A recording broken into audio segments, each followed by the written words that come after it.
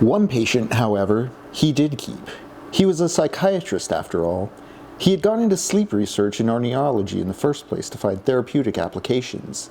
He was not interested in detached knowledge, science for science's sake. There was no use learning anything if it was of no use. Relevance was his touchstone. He would always keep one patient of his own to remind him of the fundamental commitment, to keep him in contact with the human reality of his research in terms of the disturbed personality structure of individual people. For there is nothing important except people. A person is defined solely by the extent of his influence over other people, by the sphere of his interrelationships, and morality is an utterly meaningless term unless defined as the good one does to others, the fulfilling of one's function in the socio-political whole. His current patient, Orr, was coming in at 4 this afternoon, for they had given up the attempt at night sessions, and, as Miss Crouch reminded him at lunchtime, an HEW inspector was going to observe today's session, making sure there was nothing illegal, immoral, unsafe, unkind, and etc. about the operation of the augmenter. Goddamn government prying. That was the trouble with success, and its concomitants of publicity, public curiosity, professional envy, peer group rivalry. If he'd still been a private researcher, plugging along in the sleep lab at PSU, and on a second-rate office in Williamette East Tower, chances were that nobody would have taken any notice of his augmenter until he decided it was ready to market, and he would have been let alone to refine and perfect the device and its applications. Now here he was doing the most private and delicate part of his business, psychotherapy, with a disturbed patient, so the government had to send a lawyer, barging in, not understanding half of what went on and misunderstanding the rest. Hi, I'm Henry. Welcome back to TECHNOPOVERTY, where we bounce books off of games, games off of books, and the two off of you in the chat. While we just see where that takes us, what we're feeling, and how it helps us maybe relate and feel about today's current pop culture. We talk all kinds of stuff here, but that was from The Lathe of Heaven by Ursula K. LeGuin. We've been reading that while playing through Pipistrello and The Cursed Yo-Yo. My co-host Jacob is out, although, well, we'll see what happens. He's been out and about traveling. We'll see if he shows up tonight, although I completely understand if not. But what I was reading there was from Dr. Haber's mind, the character within The Lathe of Heaven who is manipulating George Orr, the man whose dreams can change the world. And as we see within Haber's mind, he's kind of full of himself, isn't he? He believes in this high-minded sense of I'm doing this for the higher morality, and yet he doesn't want anyone observing what he is doing in his personal. It is about the outward performance, but who knows what's underneath, and that sense of what's masked and what's going on inside versus outside is something consistent throughout this book. I have quite a bit to read from it tonight. We made quite a bit of progress for those keeping up at home. We're now on chapter 8. So that's where spoilers are going to be up to tonight as far as I discuss and read things, for those of you not aware. Last time I believe we ended on chapter 4 is where we started tonight.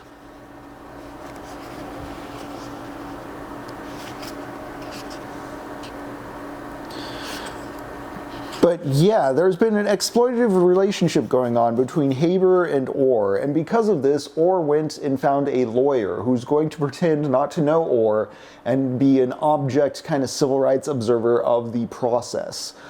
Previously, Haber has had Orr imagine a painting of a mountain becoming a horse. He got the horse to reverse the painting back into a mountain. And then he got the rain to stop in what is otherwise a constantly rainy Portland, Oregon, as a consequence of the greenhouse effect and global warming and such. So now Orr is coming back. Orr has started to realize, like, Haber knows what Orr is doing is real, like that what Orr can do is change things with his dreams, and yet Haber's acting as if he doesn't know or if he's not sure. And so George thinks that possibly Haber's abusing or misusing him, hence getting the lawyer. The lawyer sees this as a potential way to bag this guy. Maybe she's starting to find George interesting this round. I'll get more to that as I read through what I'm reading through. Anyways, the lawyer, Lelache, she has shown up and she is asking Haber about his machine, the augmenter. The suspicion is the augmenter is whatever is disturbing Orr, and if that's like violating or forcing him to do things, it is a civil rights violation, and that is something she could bust Haber on. It's not necessarily for Orr's best interest, it's just, hey, can she get one in on this Haber person? Anyway, she's asking about the augmenter. What does it do then? Yes, I was coming to that, Haber said, and quickly readjusted his tone since the irritation was showing through. What we have in this case is a subject who is afraid to dream, the oneirophobe. My treatment is basically a simple conditioning treatment in the classic tradition of modern psychology. The patient's induced to dream here, under controlled conditions. Dream content and emotional effect are manipulated by hypnotic suggestion. The subject is being taught that he can dream safely, pleasantly, etc., a positive conditioning that will leave him free of his phobia. The augmenter is an ideal instrument for this purpose. It ensures that he will dream by instigating and then reinforcing his own typical D-state activity. It might take a subject up to an hour and a half to go through the various stages of S-sleep and reach the D-state on his own, an impractical length for daytime therapy sessions. And moreover, during deep sleep, the force of hypnotic suggestions concerning dream content might be partly lost. This is undesirable. While he's in conditioning, it's essential that he have no bad dreams, no nightmares. Therefore, the augmenter provides me with both a time-saving device and a safety factor. The therapy could be achieved without it, but it would probably take months. With it, I expect it to take a few weeks. It may prove to be as great a time saver in appropriate cases as hypnosis itself has proved to be in psychoanalysis and in conditioning therapy.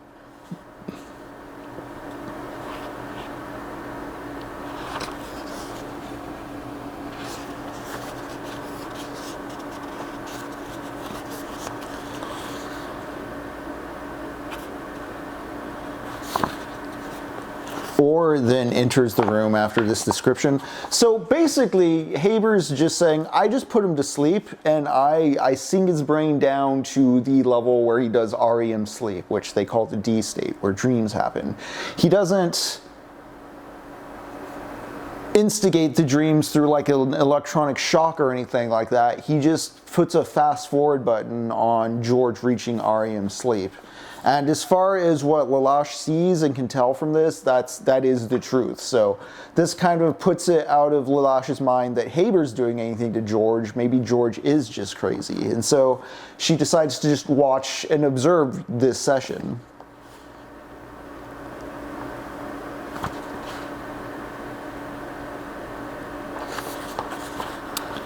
You're comfortable and relaxed now. You're sinking deeper into trance, and so on and so on.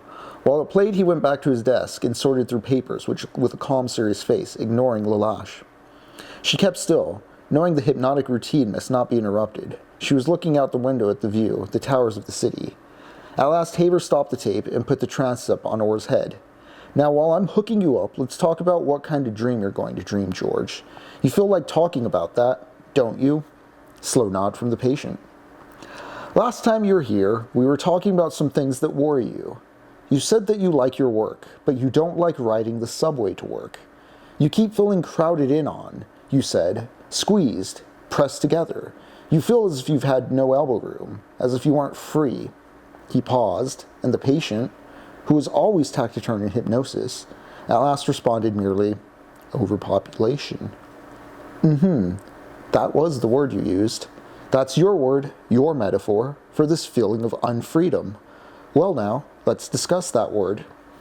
You know that back in the 18th century, Malthus was pressing the panic button about population growth, and there was another fit of panic about it 30 or 40 years ago, and sure, enough population has gone up, but all the horrors they predicted just haven't come to pass. It's just not as bad as they said it would be. We all get by just fine here in America, and if our living standard has had to be lower in some ways, it's not even higher in others than it was a generation ago. Now, perhaps an excessive dread of overpopulation, overcrowding, reflects not an outward reality, but an inward state of mind. If you feel overcrowded when you're not, what does that mean? Maybe that you're afraid of human contact, of being close to people, of being touched. So you found a kind of excuse for keeping reality at a distance. The EEG was running, and he talked, and he made the connections to the augmenter. Now, George, we'll be talking a little longer, and then when I say the word Antwerp, you'll drop off to sleep. When you wake up, you'll feel refreshed and alert. You won't recall what I'm saying now, but you will recall your dream. It'll be a vivid dream, vivid and pleasant, an effective dream. You'll dream about this thing that worries you, overpopulation. You'll have a dream where you find out that it isn't really that worries you. People can't live alone after all. To be put in solitary is the worst kind of confinement. We need people around us, to help us, to give help to compete with, to sharpen our wits against, and so on, and so on. The lawyer's presence cramped his style badly. He had to put it all in abstract terms instead of just telling Orr what to dream. Of course, he wasn't falsifying his method in order to deceive the observer. His method simply wasn't yet invariable. He varied it from session to session, seeking the sure way to suggest the precise dream he wanted, and always coming up against the resistance that seemed to him sometimes to be the over-literalness of prime process thinking, and sometimes to be positive bulkiness in Orr's mind. Whatever prevented it, the dream almost never came out the way Herbert had intended, and this vague, abstract kind of suggestion might work as well as any. Perhaps it would rouse less unconscious resistance in Orr.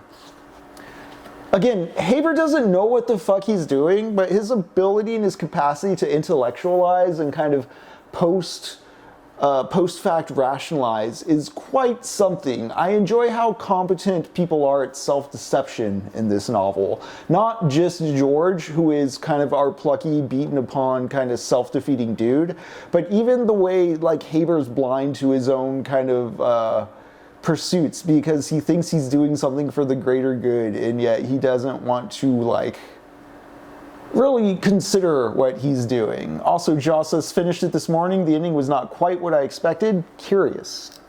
Curious indeed.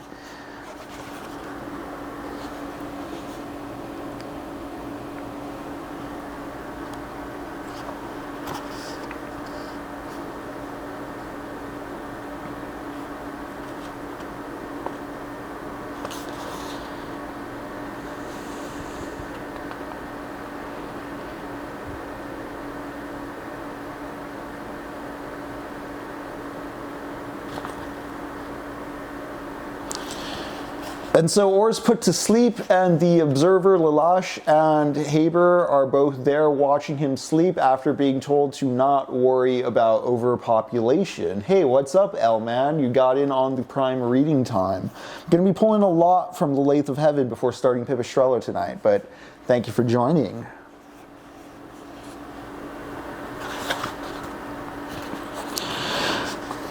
But she had heard him tell Orr what to dream. She had stood beside the dreamer. She was there at the center, like him.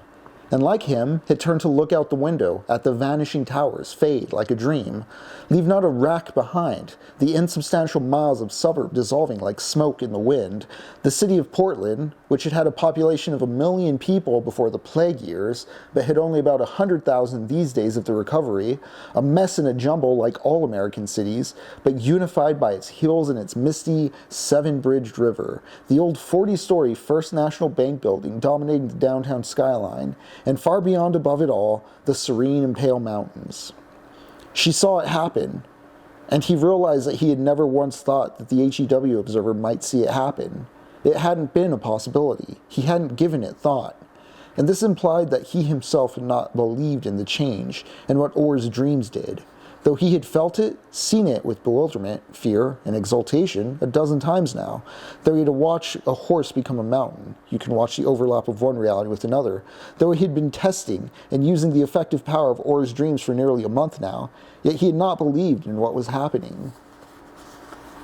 The whole day, From his arrival at work on, he'd not given one thought to the fact that 1 week ago, he had not been the director of the Oregon Onarical Institute because there had been no institute. Ever since last Friday, there had been an institute for the last 18 months, and he had been its founder and director. And this being the way it was, for him, for everyone on staff, and his colleagues in the medical school, and the government that funded it, he had accepted it totally, just as they did, as the only reality. He had suppressed his memory of the fact that, until last Friday, this had not been the way it was. This had been Orr's most successful dream by far. It had begun in the old office across the river, under that damned mural photograph of Mount Hood. It had ended in this office. And he had been there, had seen the walls change around him, had known the world was being remade, and had forgotten it. He had forgotten it so completely that he'd never even wondered if a stranger, a third person, might have the same experience. So LaLache sees Portland disappear, just millions of people drop out of sight. George was worried about overpopulation.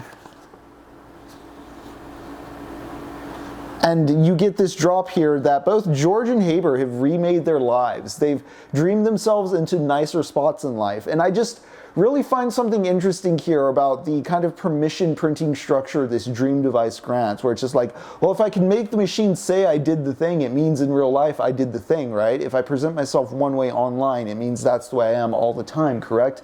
If I have the certificate from the institution, it grants me the authority to execute the thing, correct?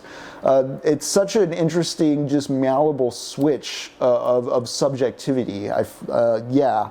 It prevents the dreams from feeling like a wishy-washy kind of like pull the rug out from under your foot thing, and more like reconsider what, structural authority means in this sense, what professional authority means in this sense, what personal reality means in this sense. It's not asking you to like juggle a bowling ball and then pull a rug out from under you while you're doing that. It's just saying, well, now let's look at it from this angle. Let's look at it from this angle. It's a very excellent piece of fiction in that way. And I mean, part of the summer scramble we've been doing here has been books under 200 pages. This has been one of the densest ones, one of the most slow-going ones for how short it is, just because I'm trying to keep track of things that change and bounce around within each chapter. There's only like 11 chapters. The structure is extremely firm, and there's like very clear key events that happen throughout to keep you pretty keyed in on what's going on and what the next development's going to be. It gets outrageous. I'll be reading more of it in a moment here for that.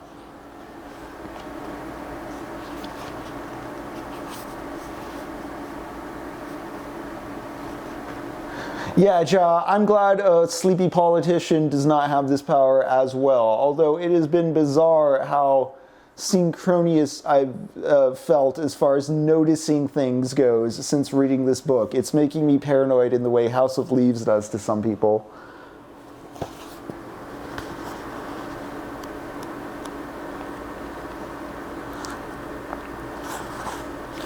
No, Haber said reassuringly, I haven't figured in your dreams yet, George. Oh yes, with Kennedy, and as a horse. Yes, very early in the therapy, Haber said, dismissing it. This dream, then, did you some actual recall material from your experience? No, I never buried anybody. Nobody died of the plague. There wasn't any plague. It was all my imagination. I dreamed it. Damn the stupid little bastard. He'd got out of control. Haber cocked his head and maintained a tolerant, non-interfering silence. It was all he could do, for a stronger move might make the lawyer suspicious. You said you remembered the plague, but don't you also remember that there wasn't any plague? That nobody died of pollutant cancer? That the population just kept on getting bigger and bigger? No? You don't remember that? What about you, Miss LaLache? Do you remember it both ways? But at this, Haber stood up. Sorry, George, but I can't let Miss LaLache be drawn into this. She's not qualified. It would be improper for her to answer you. This is a psychiatric session. She's here to observe the augmenter, and nothing further. I must insist on this. Orr was quite white. The cheekbones stood out on his face. He sat staring at Herber. He said nothing. We've got a problem here. There's only one way to lick it, I'm afraid. Cut the Gordian knot. No offense, Miss LaLache, but as you can see, you're the problem. We're simply at a stage where our dialogue can't support a third member, even a non-participant. Best thing to do is just call it off. Right now. Start again tomorrow at 4. Okay, George? Orr stood up but didn't head for the door. Did you ever happen to think, Dr. Haber, he said, quietly enough, but stuttering a little, that there might be other people who dream the way I do? That reality is being changed out from under us, replaced, renewed, all the time, only we don't know it? Only the dreamer knows it, and those who know his dream. If that's true, I guess we're lucky not knowing it. This is confusing enough. Genial, non-committal, reassuring. Haber talked him to the door and out of it. You hit a crisis session, he said to Lilish, shutting the door behind him. He wiped his forehead, let weariness and worry appear in his face and tone. Whew, what a day to have an observer present. It was extremely interesting, she said, and her bracelets chattered a little. He's not hopeless, Haber said. A session like this one gives me a pretty discouraging impression, but he has a chance, a real chance of working out this delusion pattern he's caught in, this terrific dread of dreaming. The trouble is, it's a complex pattern, and not unintelligent mind caught in it. He's all too quick at weaving new nets to trap himself in. If only he'd went for therapy 10 years ago, when he was in his teens. But of course the recovery had barely got underway 10 years ago, or even a year ago, before he started deteriorating his whole reality orientation with drugs. But he tries and keeps trying, and he may yet win through the sound reality adjustment. But he's not psychotic, you said, Lilish remarked, a little dubiously. Correct. I said disturbed. If he cracks, of course, he'll crack completely, probably in the catatonic schizophrenic line. A disturbed person isn't less liable to psychosis than a normal one. He could not talk anymore. The words were drying up in his tongue, turning to dry shreds of nonsense. It seemed to him that he had been spewing out a deluge of meaningless speech for hours, and now he had no more control over it all. Fortunately, Miss Lelache had had enough too, evidently. She clashed, snapped, shook hands, left. Haber went first to the tape recorder concealed in a wall panel near the couch, on which he recorded all therapy sessions. Non-signaling recorders were a special privilege of psychotherapists and the Office of Intelligence. He erased the record of the past hour. He sat down in his chair behind the big oak desk, opened the bottom drawer, removed a glass and bottle, and poured a hefty slug of bourbon. My God, there hadn't been any bourbon half an hour ago. Not for 20 years. Grain had been far too precious. With 7 billion mouths to feed, to go for spirits. There had been nothing but pseudo-beer, and, for a doctor, absolute alcohol. That's what the bottle on his desk had been, half an hour ago. He drank off half the shot in a gulp, then paused. He looked over at the window. After a while, he got up and stood in front of the window, looking out over the roofs and the trees. 100,000 souls. Evening was beginning to dim the quiet river, but the mountains stood immense and clear, remote, in the level sunlight of the heights. To a better world, Dr. Haber said, raising his glass to his creation, and finished his whiskey in a lingering, savoring swallow. So he's just become a JRPG villain. He's got this dreamer fellow that he can use to shift the world to his liking, and it seems like with the overpopulation down, there's some supplies back, like alcohol, and just... What a little villainous, smirking end to that chapter, I must say.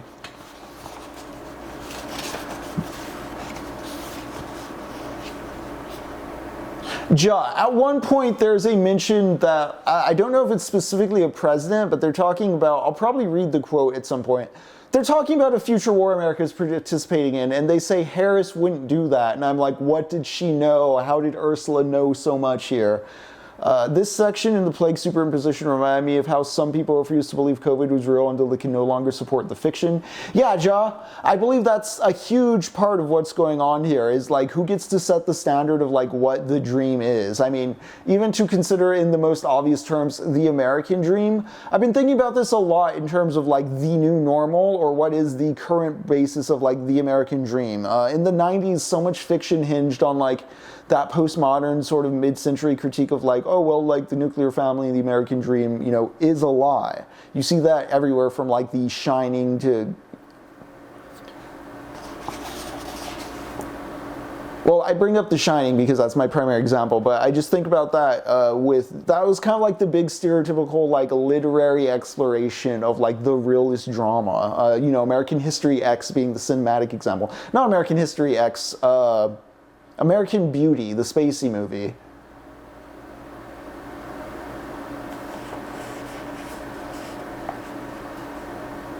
But like we watched the We're in Hell video about data centers yesterday, and there was a hyper montage within that video of just what all the current tech oligarchs have said within interviews as far as like cheekily giving away the mask, going mask off and just stating the innuendo without play. And it's like, is that what is setting the current paradigm as far as like what's permitting data centers to be going with power in Gary, Indiana, while the people are powered out? Or I'm thinking about the general pollution, noise, etc. We all know what's going on there with power centers. I'm going to get back to the book in a moment here, because boy, do I really want to get back to Pipistrello, which does have a lot to say about how the Pipistrello family set the stage for all the bad things currently going on that my character has to navigate. Yeah, Ja, the question of who gets to define the dream is really what I'm keying in here with, and as I continue reading, there's going to be more of that.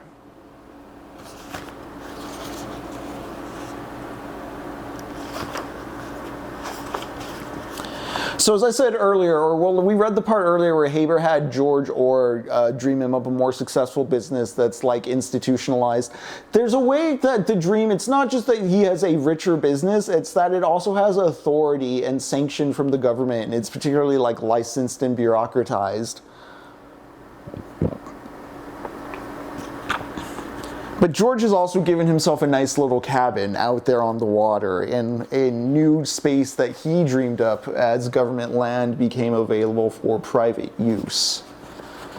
I do love that for how much George is bullied and beat upon, he's also has his own just personal gains. There's a great sense of competency at play here with its characters that isn't directly tied to a moralist reading of the text. Sometimes you'll get books where, you know, the good characters are the ones doing things right, and the bad characters are the ones who are like, oh, they're a genius in such and such way, except for this one mistake, and like that's why they're villainous, because that's their flaw. No, that's not how things operate in the world. Like, people get hyper competent in certain ways, and they have blind spots and misperceptions in others, and then, you know, their own wants, judgments, biases. It is very good at showing you characters doing things and thinking dissonant thoughts, and, you know, acting one way, thinking another. That great piece, yeah, it's just great writing in that way. Let's get back to George. He got off the trolley at Whitewater Street. He got off the trolley at Whitaker Street and walked up the hill, up the broad, dark stairs. He let himself in, dropped his briefcase on the floor and his body on the bed, and let go. He was terrified, anguished, exhausted, bewildered. I've got to do something. I've got to do something, he kept telling himself frantically. But he did not know what to do. He'd never known what to do. He'd always done what seemed to want doing, the next thing to be done, without asking questions, without forcing himself, without worrying about it. But that sureness of foot had deserted him when he began taking drugs, and by now he was quite astray. He must act. He had to act. He must refuse to let Haber use him any longer as a tool. He must take his destiny into his own hands. He spread out his hands and looked at them, and then sank his face into them. I find it interesting, too, that George has a very personal, individualized, localized sense of threat. Like, he could just dream all this away if he were to, like, instead of run into a drug deluge or be fearful of his dreams, if he tried to, like, master his powers and such, there is a method through which he could just, like, make Haber be nicer. Although there is something that happens late book kind of in line with that. I'll talk more about that. It is something I did read for this part. So again, we've read up through chapter 8 for now. He spread out his hands and looked at them, then sank his face into them. It was wet with tears. Oh hell, he thought bitterly. What kind of man am I? Tears in my beard? No wonder Haber uses me. How could he help it? I haven't any strength. I haven't any character. I'm a born tool. I haven't any destiny. All I have is dreams. And now other people run them. Like, it's so being preyed upon specifically by Haber that he doesn't have a greater or wider contextual, like, imagination to think beyond that. There's just the immediate grief and the immediate distress. And I find it interesting, maybe because of that occlusion, his dreams are so powerful. Like, he's become so robbed of any other place for those energies to go that is within the unconscious mind, that things start pressing, and then that's how the dream magic works. I'm not asking for a Brando Sando style, like, logic explanation of how this dream shit works at all, honestly, though, so... I think there's a metaphorical reading there, though, of like a person not permitted to be themselves in an external sense, bottling it up all internally, and what that does eventually over time. I must get away from Haber, he thought, trying to be firm and decisive, but even as he thought it, he knew he wouldn't.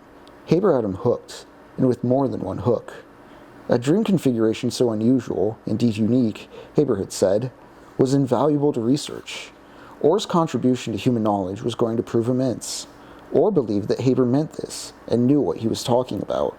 The scientific aspect of it all was in fact the only hopeful one, to his mind. It seemed to him that perhaps science might wring some good out of his peculiar and terrible gift, put to some good ends, compensating a little for the enormous harm it had done. See, there's a world in which he can imagine like an actual application scientifically of his dream, and dream towards that. But Orr's contribution to human knowledge was going to prove immense. Orr believed that Haber meant this and knew what he was talking about. It's believing you're going to be like the main character, or like the hero protagonist, or like, oh, I'm going to be a peg in the history book. Like, I'm pursuing this narrative and I'm going... I don't know, there's something about individualist performance and that being the limits of imagination going on with George that I find quite interesting. Especially because he does get the sense to imagine himself a better house, but like, yeah, at what cost? At what cost? The murder of 6 billion non-existent people. Orr's head ached fit to split. He ran cold water in the deep cracked wash basin and dunked his whole face in for half a minute at a time, coming up red, blind, and wet as a newborn baby. Haber had a moral line on him then, but where he really had him caught was on a legal hook. If Orr quit voluntary therapy, he became liable to prosecution for obtaining drugs illegally and would be sent to jail or the nuthatch. No way out there. And if he didn't quit, but merely cut sessions and failed to cooperate, Haber had an effective instrument of coercion, the dream-suppressing drugs, which Orr could obtain only for his prescription. He was more uneasy than ever at the idea of dreaming spontaneously without control now. In the state he was in, and having been conditioned to dream effectively every time in the laboratory, he did not like to think what might happen if he dreamed effectively without the rational restraints imposed by hypnosis. It would be a nightmare, a worse nightmare than the one he had just had in Haber's office. Of that he was sure, and he dared not let it happen. He must take the dream suppressants. That was the one thing he knew he must do, the thing he must be done. But he could do it only so long as Haber let him, and therefore he must cooperate with Haber. He was caught, rat in a trap, running a maze for the mad scientist. No way out. No way. No way. But he's not a mad scientist, Orr thought dully. He's a pretty sane one. Or he was. It's the chance of power that my dreams give him that twist him around. He keeps acting a part, and this gives him such an awfully big part to play. So that now he's using even his science as a means, not an end. But his ends aren't good, aren't they? He wants to improve life for humanity. Is that wrong?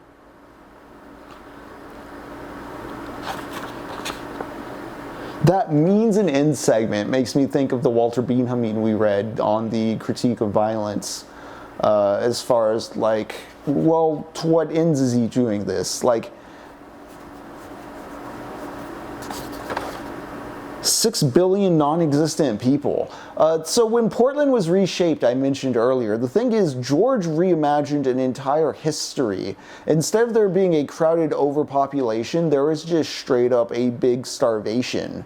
I believe I have something highlighted here I should just continue on with because, yeah, let's do that.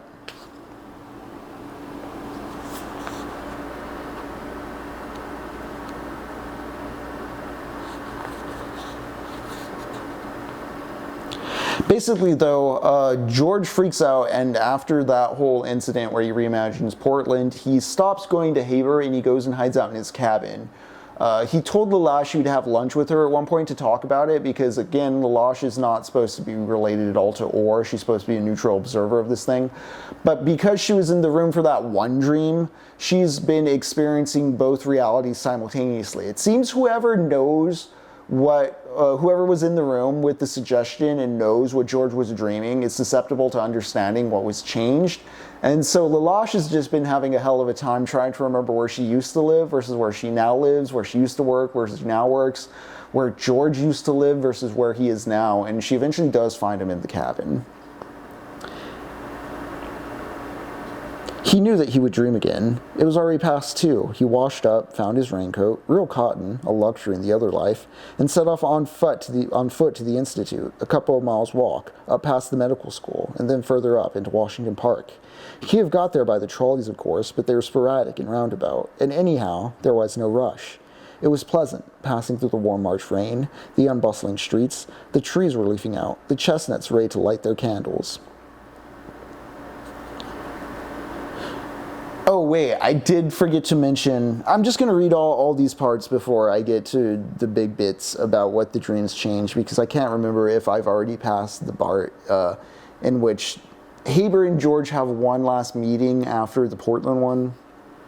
The crash, the carcinogenic plague that had reduced the human population by 5 billion in 5 years and another billion in the next 10, had shaken the civilizations of the world to their roots and yet left them in the end intact. It had not changed anything radically, only quantitatively. The air was still profoundly and irredeemably polluted. That pollution predated the crash by decades. Indeed, it was its direct cause. It didn't harm anybody much now except the newborn. The plague, in its leukemioid variety, still selectively, thoughtfully as it were, picked off 1 out of 4 babies born and killed it within 6 months. Those who survived were virtually cancer-resistant. But there are other griefs. No factories spewed smoke down by the river, no cars ran fouling the air with exhaust. What few there were steamers or battery-powered. There are no songbirds anymore either. The effects of the plague were visible in everything. It was itself still endemic, and yet it hadn't prevented war from breaking out. In fact, the fighting in the Near East was more savage than it had been in the more crowded world. The United States was heavily committed to the Israeli-Egyptian side in weapons, munitions, planes, and military advisors by the regime. China was in equally deep with the Iraq-Iran side, though she hadn't yet sent in Chinese soldiers, only Tibetans, North Koreans, Vietnamese, and Mongolians. Russia and India were holding uneasily aloof. But now that Afghanistan and Brazil were going in with the Iranians, Pakistan might jump in on the Israel-Egypt side. India would then panic and line up with China, which might scare the USSR enough to push her in on the US side. This gave a lineup of 12 nuclear powers in all, 6 to a side. So went the speculations. Meanwhile, Jerusalem was rubble, and in Saudi Arabia and Iraq, the civilian population was living in burrows in the ground, while tanks and planes sprayed fire in the air, and cholera in the water, and babies crawled out of the burrows blinded by napalm. They were still massacring whites in Johannesburg, or noticed on a headline at a corner newspaper stand. Years now since the uprising, there were still whites to massacre in South Africa. People are tough. The rain fell warm, polluted, gentle on his bare head as he climbed the gray hills of Portland. In the office with the great corner window that looked out into the rain, he said, "Please stop using my dreams to improve things, Dr. Haber. It won't work. It's wrong. I want to be cured." That's the one essential prerequisite to your cure, George. Wanting it. You're not answering me. But the big man was like an onion. Slip off layer after layer of personality, belief, response, infinite layers. No end to them. No center to them. Nowhere that he ever stopped had to stop. Had to say, "Here I stay." No being. Only layers. You're using my effective dreams to change the world. You won't admit to me what you're doing. Why not? George, you must realize that you ask questions that from your point of view may seem reasonable, but which from my point of view are literally unanswerable. We don't see reality in the same way. Near enough the same to be able to talk.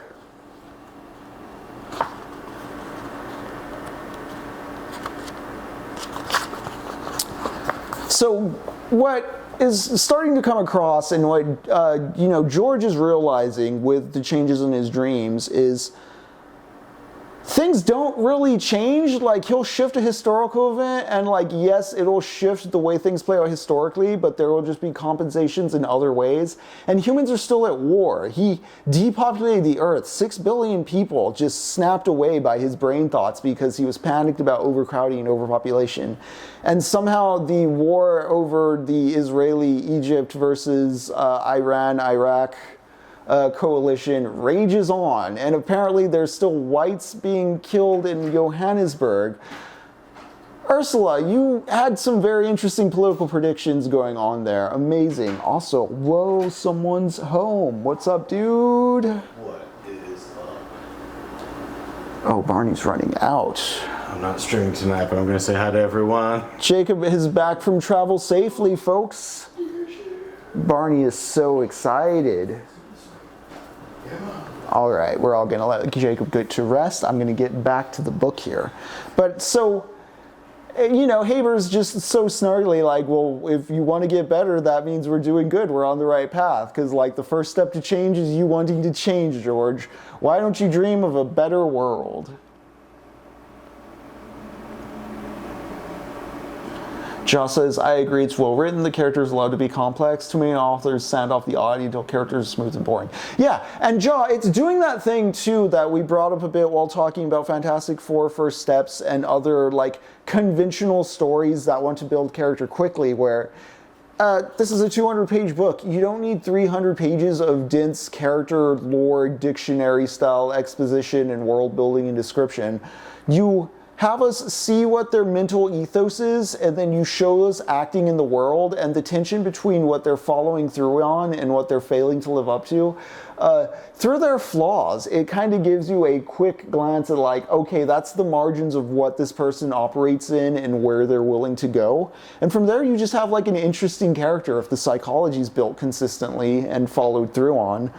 This is something I brought up when I was talking about reading the Dragonlance books, which I'm not doing this as part of any games we're playing here on stream. I've been reading them on the side, but they have very cliched, like there's your barbarian, there's your knight, there's your wizard, there's your warrior, there's your half-elf, there's your dwarf. But each character has a pretty well-defined, I couldn't tell you what like their physical features are in some cases. I couldn't tell you what their relations are in some cases, or what they're fighting for, or why they're friends. But they each have some sort of flaw or bias as far as like, one of them's kind of racist as far as like the other races he doesn't like. The other one's kind of a know-it-all. The other one might be a groomer. Who knows? We'll see. But like through these distinct flaws, you're bouncing that off of what you know as far as the paragon or stereotypical example of those classes. And it makes the characters legible really fast. It is like an 8-member party this book sets up. And I'm not going to say they're complex characters. Lathe of Heaven is definitely LeGuin working at the psychological much more considered than what Dragonlance is doing. But Dragonlance is trying to do a plot. It is doing a plot that juggles 8 characters at a time, and it wants those characters to stick with you fast. And so you just see this conventional rule applied in both instances, and you can see how little or how much it needs to be done and to what effect. It's fun. This is why we bounce things off each other and chat about it with each other here in Techno-Poverty Land. I promise we will be getting to Pipistrello, but the Lathe of Heaven's just too damn fun, folks. So this is the last time Haber and George are going to work with one another. Let me just start reading it. You taped the whole session? Sure, standard psychiatric practice, didn't you know? How could I know if it's hidden? Makes no noise signal, and you didn't tell me, or thought, but he said nothing. Maybe it was standard practice. Maybe it was Haber's personal arrogance, but in either case, he couldn't do much about it. Here we are. It ought to be about here, the hypnotic state now. George, you are here. Don't go under, George, the tape hissed. Orr shook his head and blinked. The last fragments of sentences had been Haber's voice on the tape, of course, and he was still full of the hypnosis-inducing drug. I'll have to skip a bit. All right. Now it was his voice on the tape again saying, peace. No more mass killings of humans by other humans. No fighting in Iran and Arabia and Israel. No more genocides in Africa. No stockpiles of nuclear and biological weapons ready to use against other nations. No more research on ways and means of killing people. A world at peace with itself. Peace as a universal lifestyle on Earth. You will dream of that world, at peace with itself. Now you're going to sleep. When I say, He stopped the tape abruptly, lest he put Orr to sleep with the key word. Orr rubbed his forehead. Well, he said, I followed instructions. Hardly. To dream of a battle in cislunar space? Haber stopped as abruptly as the tape. Cislunar? Orr said, feeling a little sorry for Haber. We weren't using that word when I went to sleep. How are things in Isragypt? The made-up word from the old reality that had a curiously shocking effect. Spoken in this reality like surrealism. It seemed to make sense and it didn't. It seemed not to make sense, and did. Haber walked up and down the long, handsome room. Once he passed his hand over his red-brown curly beard, the gesture was calculated, familiar to Orr. But when he spoke, Orr felt that he was seeking and choosing his words carefully, not trusting for once his inexhaustible fund of improvisation.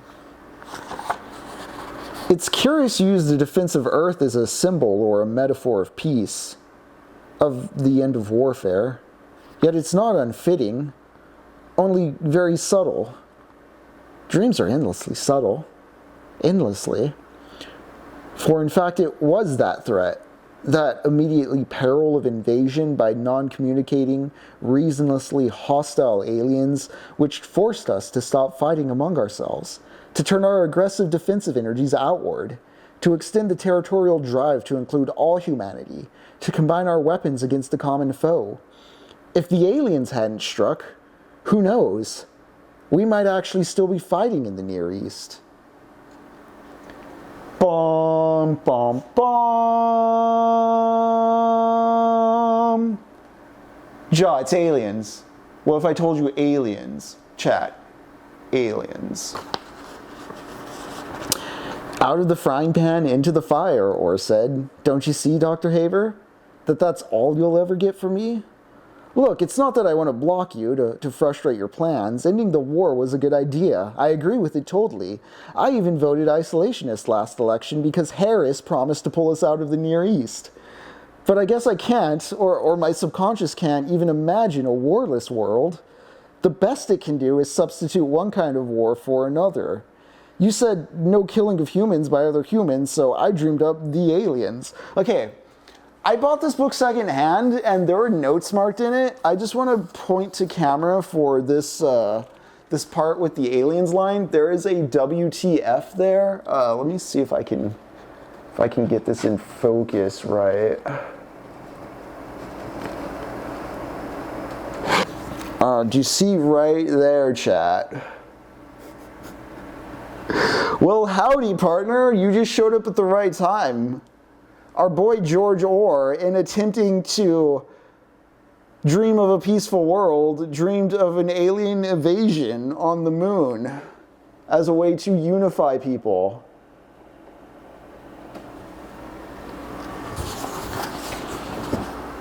Why couldn't Thanos just imagine more food for people? Because Thanos was a fucking idiot. That's the whole point. That's why he's the villain. It's not a deep superhero movie. He's just a stupid bad guy. You don't have to think about that question like it has deep thematic meaning.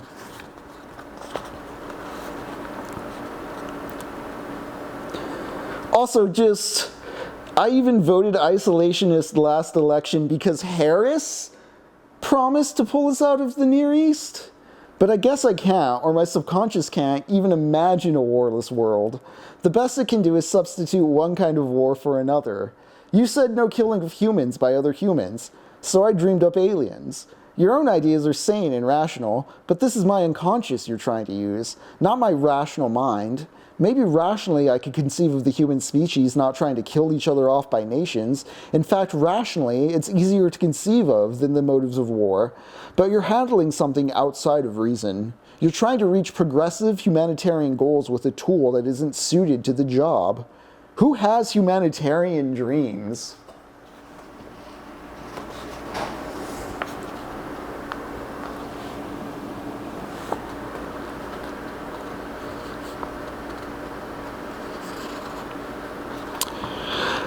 Nobody knows what the aliens look like, George, Haber said, in a reasonable, reassuring tone. We all have our bad dreams about them, God knows, but as you said, it's been over 6 years now since their first landing on the moon, and they still haven't made it to Earth. By now, our missile defense systems are completely efficient.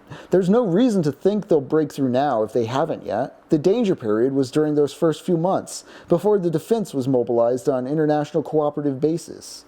Orr sat a while, shoulders slumped. He wanted to yell at Haber, "Liar! Why do you lie to me?" But the impulse was not a deep one. It led nowhere. For all he knew, Haber was incapable of sincerity because he was lying to himself.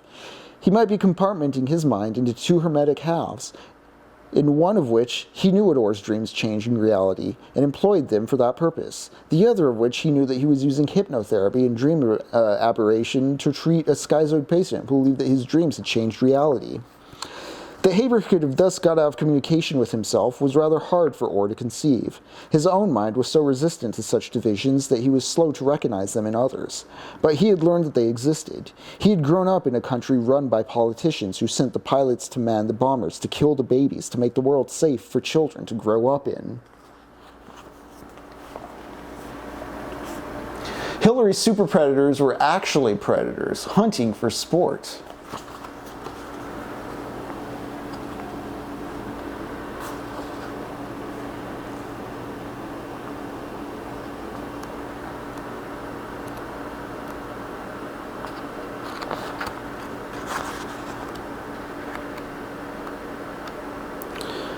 So yeah, after dreaming up aliens, he's done with Haber. He is out of there because he realizes there, it's not like, oh, is Haber trying to deceive me for this purpose? Or is Haber trying to deceive me for this purpose? It's like there are multiple Habers at this point, just from the dreaming and the changing and the writing and the rewriting, and you're rewriting and you're requantifying a man who has the same ends no matter what the means are. And those ends are this self-deceptive means of like performing good for the structure or the hierarchy. And it's like he is setting the dream by which you are a good subject to be put under like a petri dish and examined and like, yeah man, get out of there.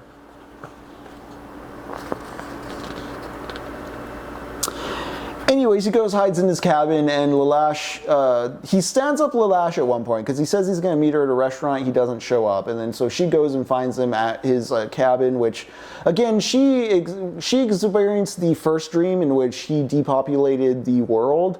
So she's aware that something's off there, but she was not present for the alien dream, so she just thinks the aliens have been ever present.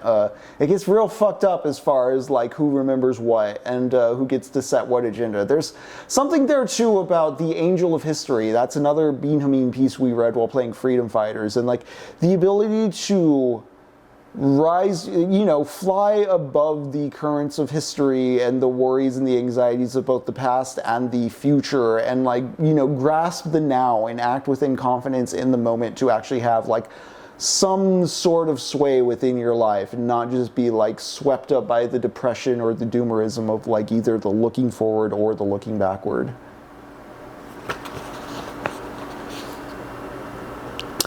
You said you dreamed yourself this cabin. Pretty modest for a dream. Why didn't you get yourself a beach chalet at Solichan or a castle at Cape Perpetua? He shook his head, frowning. All I wanted. After blinking some more, he said, What happened? What happened to you? Friday. In Haber's office, the session. That's why I came to ask you. That woke him up. You were aware. I guess so. I mean, I know something happened. I sure have been trying to run on 2 tracks with 1 set of wheels ever since. I walked right into a wall Sunday in my own apartment, see? She exhibited a bruise, blackish under brown skin on her forehead. The wall was there now, but it wasn't there now. How do you live with this going on all the time? How do you know where anything is? I don't, Orr said. I get all mixed up. If it's meant to happen at all, it isn't meant to happen so often. It's too much. I can't tell anymore whether I'm insane or I just can't handle all the conflicting information. You mean you really believe me? What else can I do? I saw what happened to the city. I was looking out the window. You needn't think I want to believe it. I don't. I try not to. Christ, it's terrible. But that Dr. Haber, he didn't want me to believe it either, did he? He sure did some fast talking. But then, what you said when you woke up, and then running into walls and going to the wrong office, then I keep wondering, Has he dreamed anything else since Friday? Things are all changed again, but I don't know it because I wasn't there, and I keep wondering what things are changed and whether anything's real at all. Oh shit, it's awful.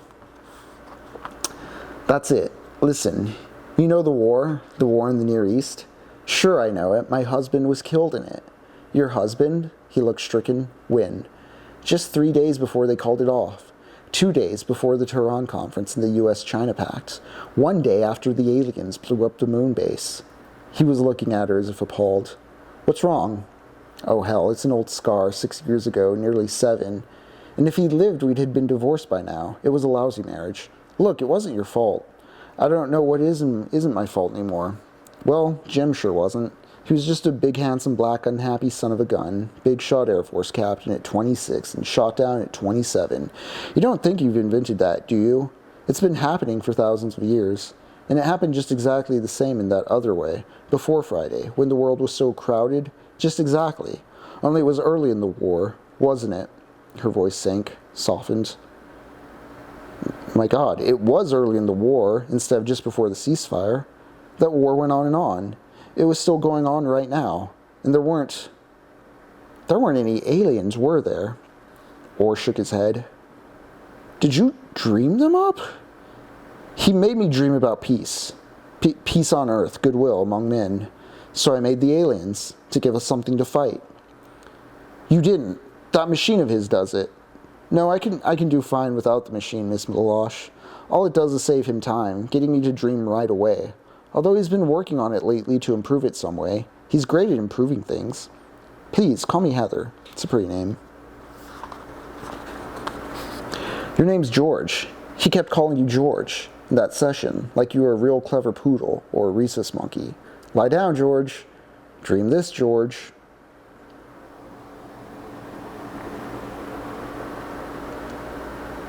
He laughed. His teeth were white, his laugh pleasant, breaking through dishevelment and confusion. That's not me. That's my subconscious, see? He's talking to it. It's kind of like a dog or a monkey for his purposes. It's not rational, but it can be trained to perform. He never spoke with any bitterness at all, no matter how awful the things he said. Are there really people without resentment, without hate, she wondered? People who never go cross-grained to the universe, who recognize evil and resist evil, and yet are utterly unaffected by it? Of course there are. Countless, the living and the dead. Those who have returned in pure compassion to the wheel. Those who follow the way that cannot be followed without knowing they follow it.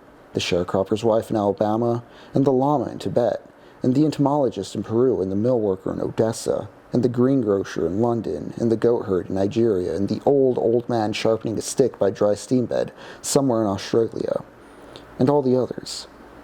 There is not one of us who has not known them. There are enough of them. Enough to keep us going, perhaps.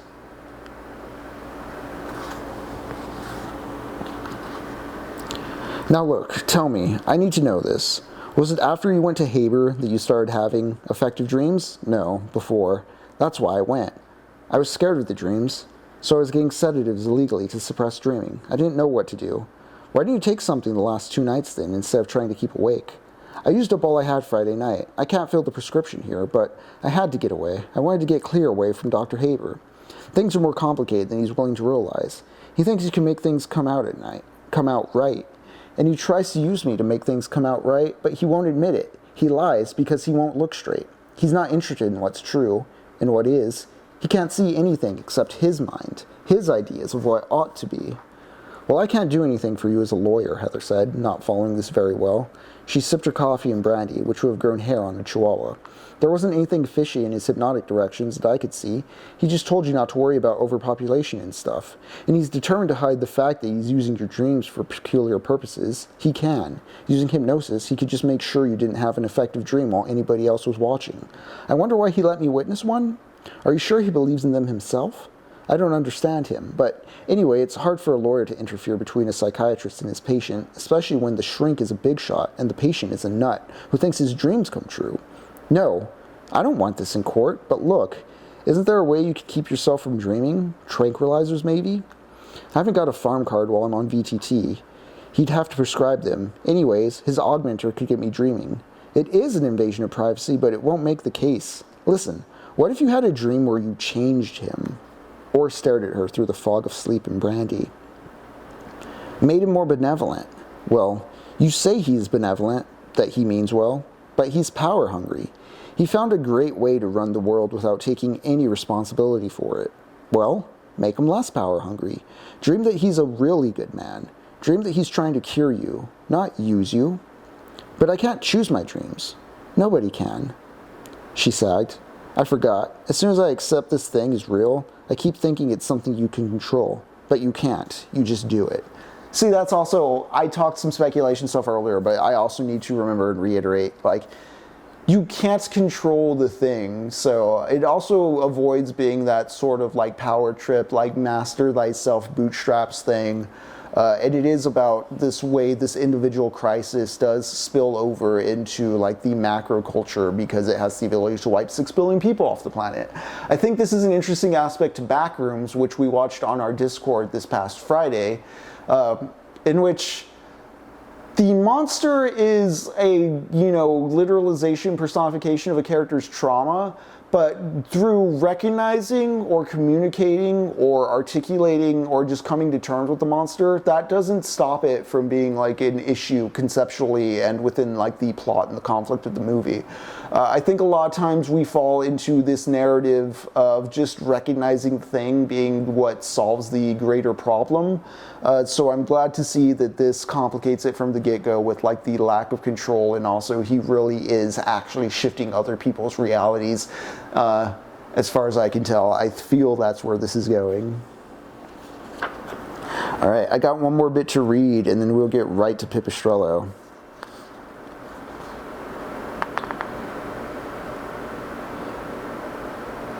Lalish and George start talking about what she said, where imagine a place where Haber is actually means well. And she eventually talks George into just one more time. Let me put you under hypnotic suggestion, and let's see if we can fix this with a good dream, which, as I was talking about, this book has been avoiding that sort of power trip scenario. Let's see how that goes. It gets harder all the time. The plague, and now the aliens. He gave a feckless laugh, but when she looked around at him, his face was weary and miserable. I can't believe you dreamed them up. I just can't. I've been scared of them for so long, 6 years, but I knew you did as soon as I thought about it because they weren't in that other time track or whatever it is. But actually, they aren't any worse than that awful overcrowding. That horrible little flat I lived in with 4 other women in a business girls' condominium, for Christ's sake. And riding that ghastly subway, and my teeth were terrible. And there never was anything decent to eat, not half enough either. Do you know I weighed 101 then, and I'm 122 now? I gained 21 pounds since Friday. I find it interesting that characters are willing to admit there's like, you know what, it's kind of creepy, but there's parts of things I prefer now. So the quantifiable trade-off thing, it's kind of like, well, yeah, if things were different, they'd be different. I don't know, that's always fun to see when it comes to like debate perverts and online argumentative types where it's like, well, if I wasn't online or if this context was completely different, I would be in the right. It's like, well, yeah, we're all up here online dreaming up our perfect scenario for like a legal carry or whatever you want to replace that with. That's right, you were awfully thin the first time I saw you in your law office. You were too. You looked scrawny. Only everybody else did, so I didn't notice it. Now you look like you'd be a fairly solid type if you ever got any sleep. He said nothing. Everybody else looks a lot better too when you come to think of it. Look, if you can't help what you do, and what you do makes things a little better, then you shouldn't feel any guilt about it. Maybe your dreams are just a new way for evolution to act. Sort of. A hotline. Survival of the fittest and all, with crash priority. Oh, worse than that, he said in the same airy, foolish tone. He sat down in the bed. He stuttered several times. Do you remember anything about April? 4 years ago? In 98? So they're talking about 1998, so I'm assuming this book takes place in an imagined 2002. Again, written in 1971. We're about to walk through what the actual, like, kind of history was before George started fucking with things at the start of the novel. So be prepared to hear. Yeah, the Baudrillard essay becomes the Lunar War did not take place. You get Call of Duty games rewriting who did what in the Israel-Egypt conflict. April? No, nothing special. That's when the world ended, Orr said. A muscular spasm disfigured his face, and he gulped as if for air. Nobody else remembers, he said. What do you mean, she asked, obscurely frightened. April 1998, she thought. Do I remember April 98? She thought she did not, and knew she must, and she was frightened. By him, with him, for him. It is an evolution. It's just self-preservation. Well, it was a lot worse. Worse than you remember. It was the same world as that first one you remember, with a population of 7 billion. Only it was worse. Nobody but some of the European countries got rationing and pollution control and birth control going early enough in the 70s. And so when we finally did try to control food distribution, it was too late. There wasn't enough. And the mafia around the black market. Everybody had to buy on the black market to get anything to eat, and a lot of people didn't get anything.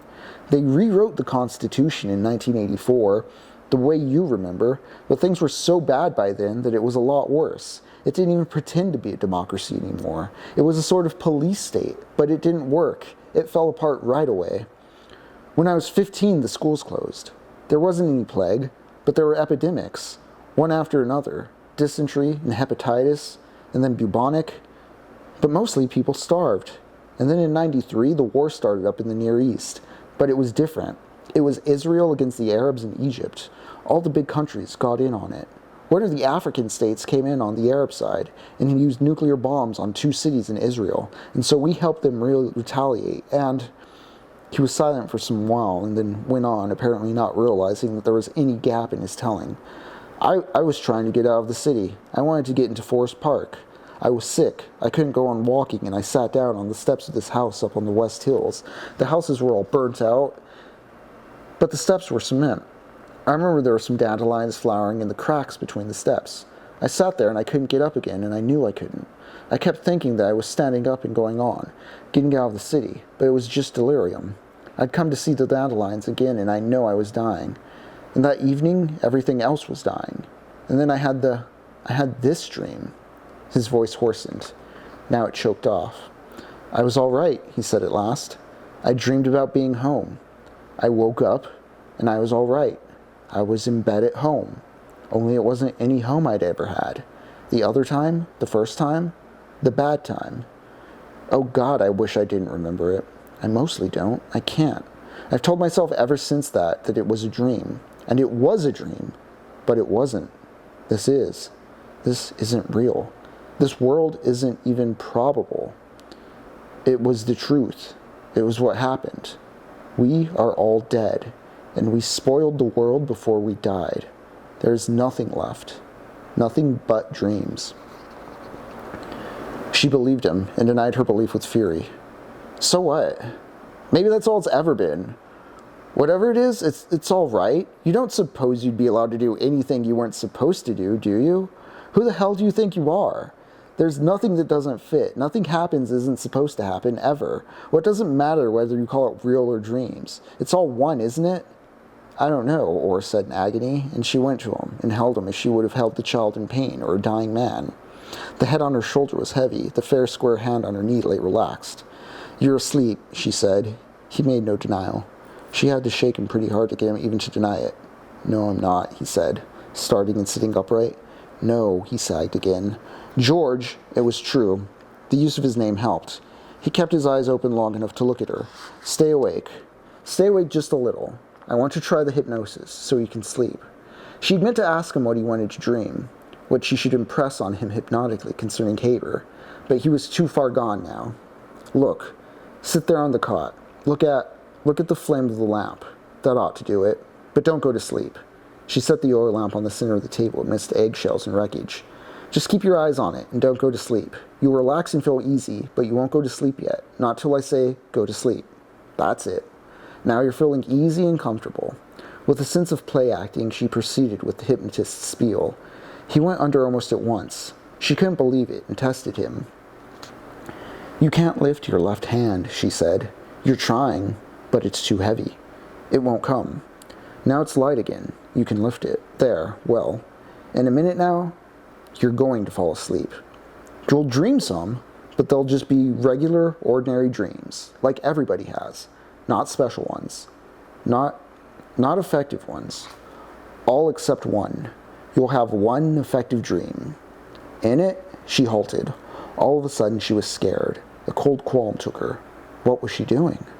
This was no play, no game, nothing for a fool to meddle in. He was in her power, and his power was incalculable. What unimaginable responsibility had she undertaken?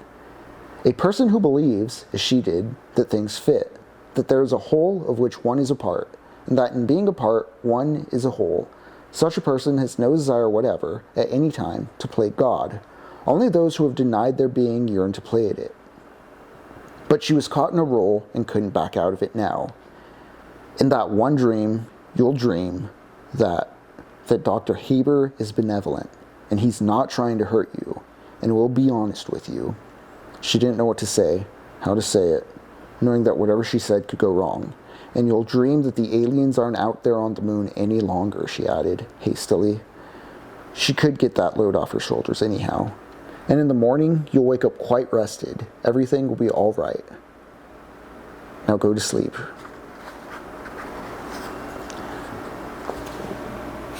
So George goes to sleep. They wake up in the morning, cold, hard, bright, too bright. Sunrise in the window through a shift and flicker of trees.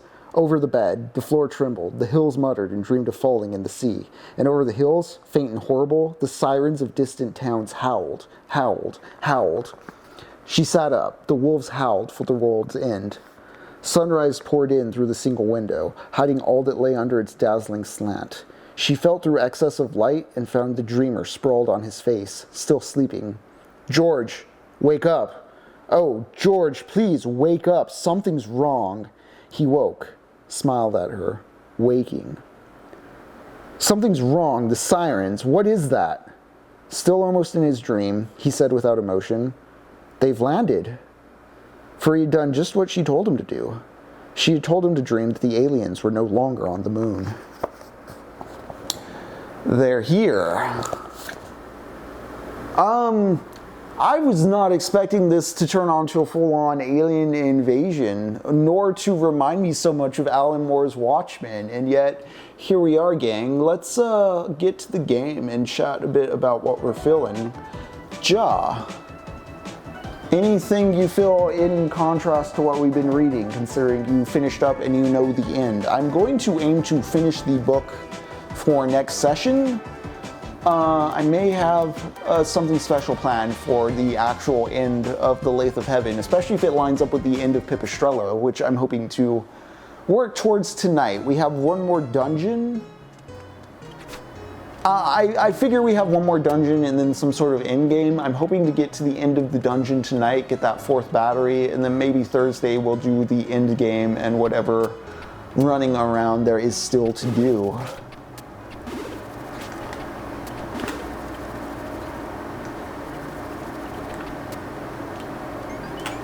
But it is interesting how in Pipistrello we are conquering each area for our aunt, rearranging the means, but it's still all funneling towards the same ends, which seems to be Pipistrello Industries. I wonder if we're going to address that at all. Bienvenue. Do you have the guts to take on the Escape House Challenge, monsieur? Clear the challenge and win magnificent prizes. Check that sign over there for prize requirements. Will you try the challenge, monsieur? Oui. Magnifique! Now get into position, seize voice plight. The challenge timer starts now! Oh, what do I have to do? This is the worst thing to start on, considering I was just doing... I'm so unfamiliar with the navigational stuff right now. Okay, there's the hooks. The hooks! The hooks! Alright.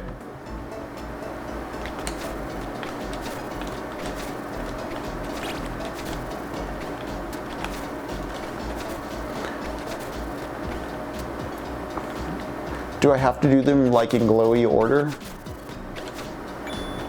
No? Okay. Oh.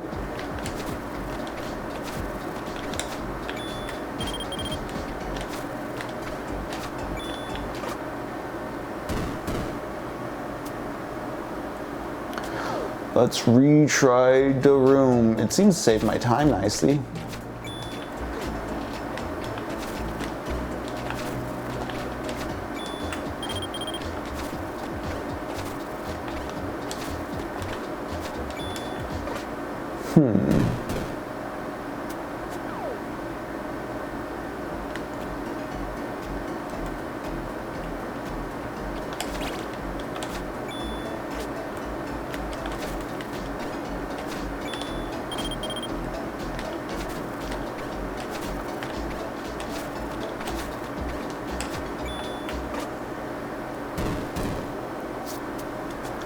What is confusing me about this room in particular? See?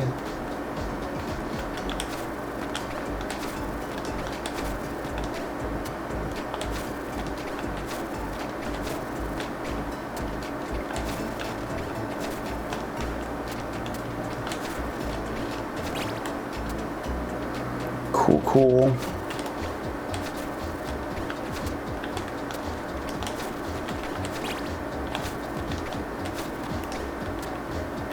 Interesting.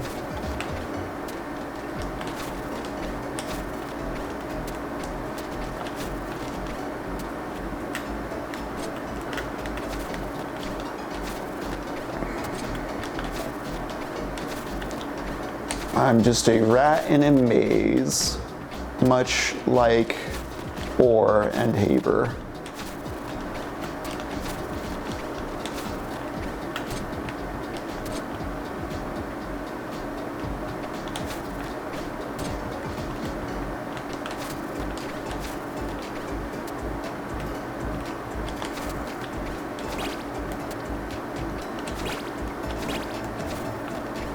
Cool.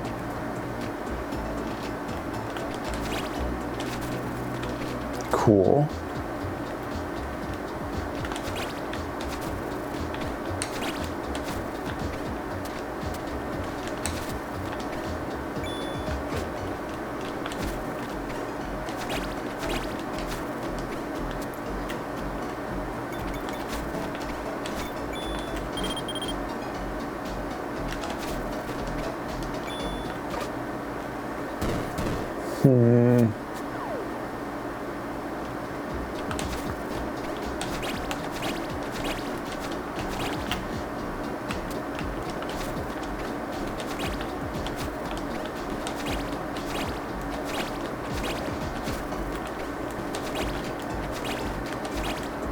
Okay, those are my friend.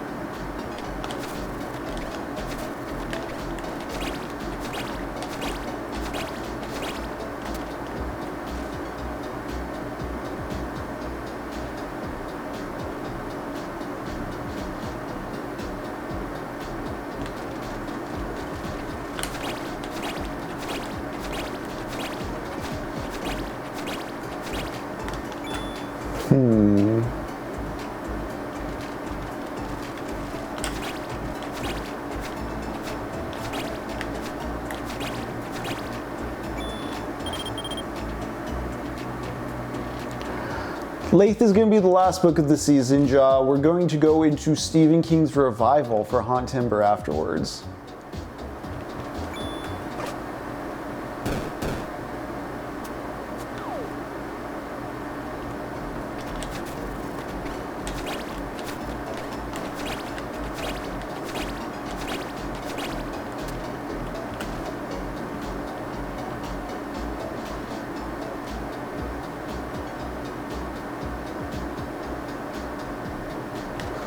Oh. Of course.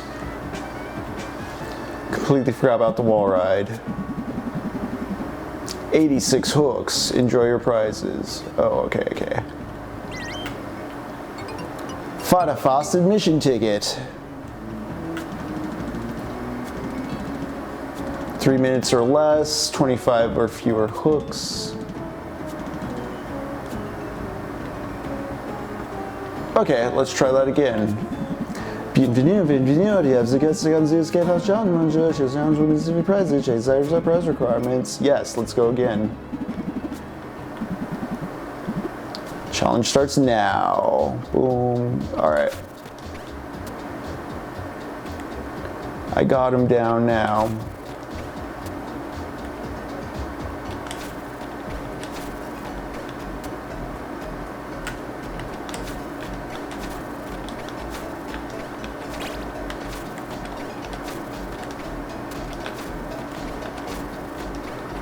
Right, I'm supposed to use as few hooks as possible too.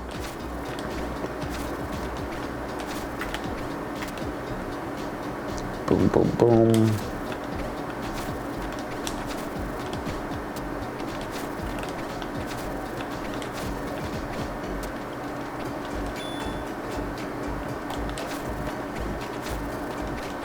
Okay, instead of being clever, I should just go for a speed. I was like, can I skip hooks by using the wall bounce more? I could skip that one for sure, that's fine. Oh. That's a time penalty.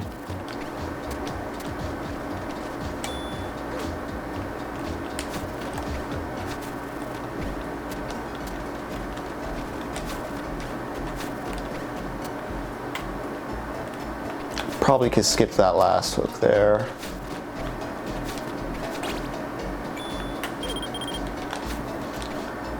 Not going so slick now, am I?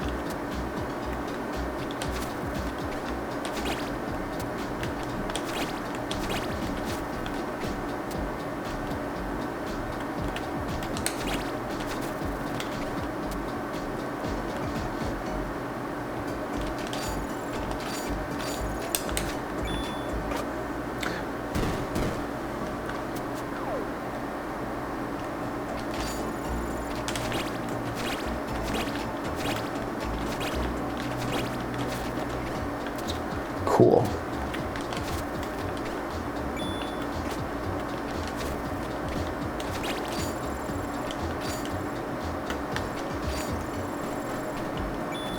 Duh.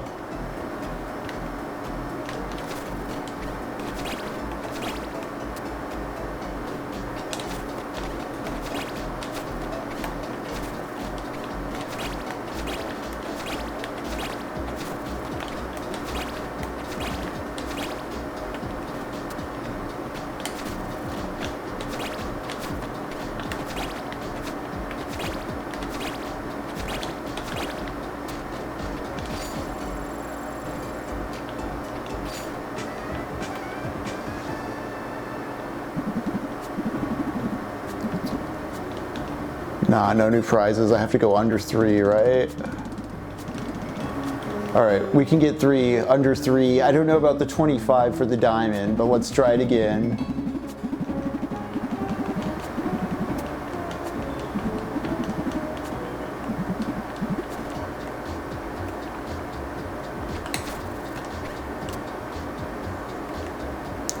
Again, don't worry about cleverness, just be effective.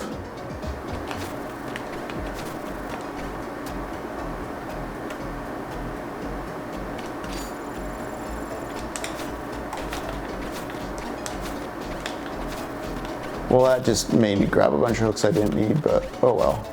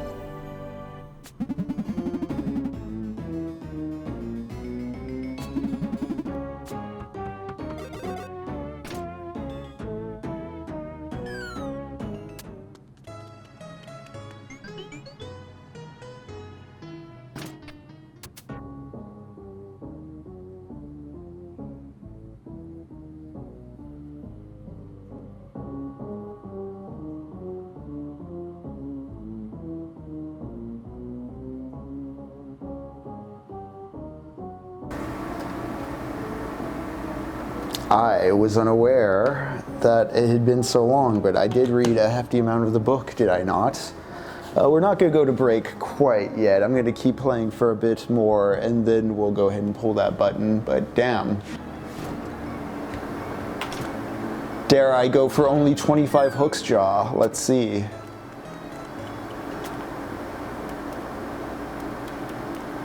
Nah, I got a full plate with my badges right now.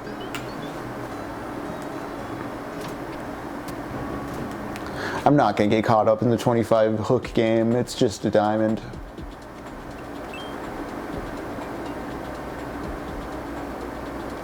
Cool. Pivot, it seems that the Fadafest convention is opened. Finally, we'll finally be able to have a much-needed talk with a certain Toxie. Right. See how quick that got to the point of why it was talking to me? It is not Mega Man X Regenesis, which I might play a little later. I do want to get back to it, gang. There's a whole lot of sewers around here we haven't fucked with either. But there's the convention, there's also the guy trying to cut in line.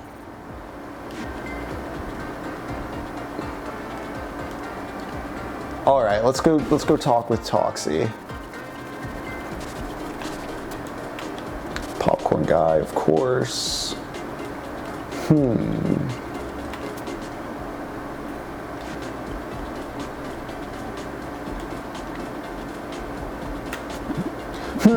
Look at all this trash. You mean these smartphones? They seem to be in condition. Great condition. They're just last year's models. Exactly, last year's models. They're trash. The tech corporation's got this one too, Pippets.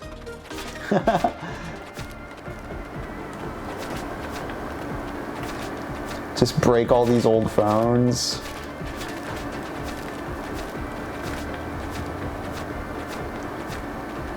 Is there like a trash bin I can throw the cans in? There's not. But if I break things, will it give me something? Nah. Same dialogue.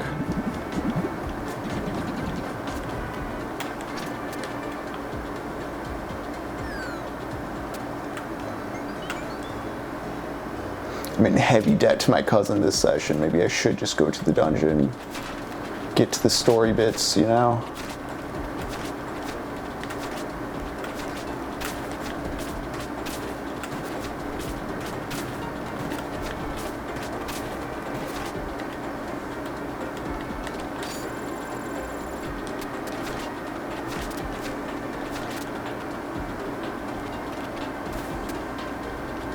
Haha, water bounce.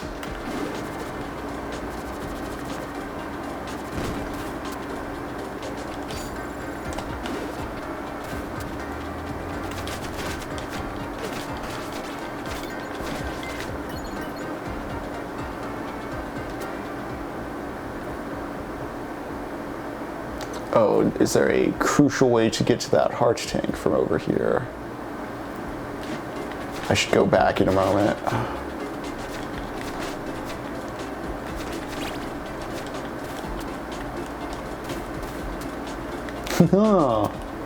I feel like that sewer entrance is probably extremely crucial.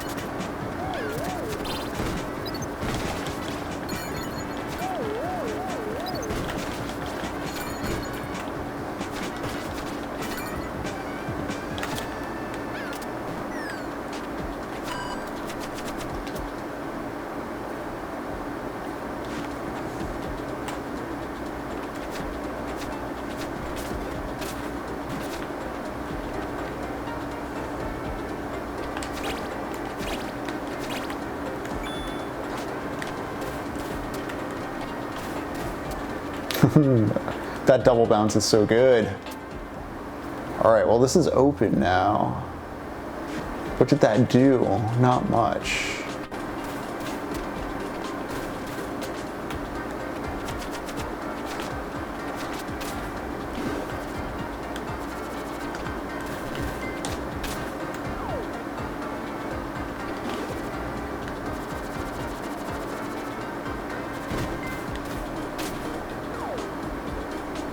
Dang. Okay.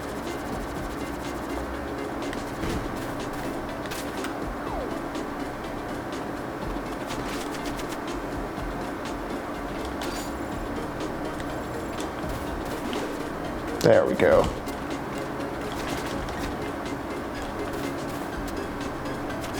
All right, so there's a heart container.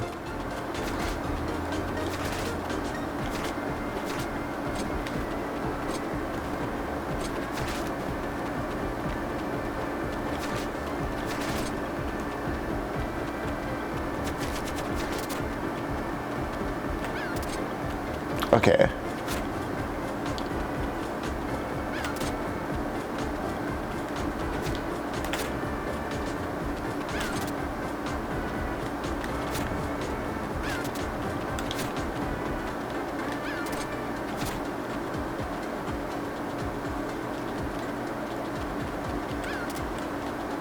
Okay, one more around here.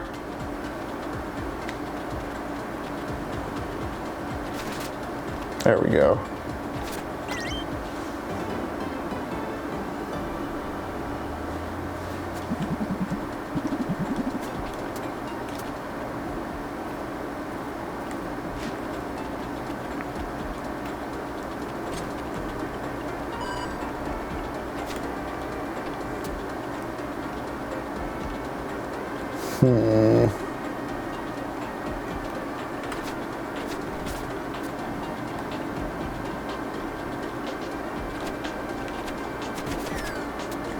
No?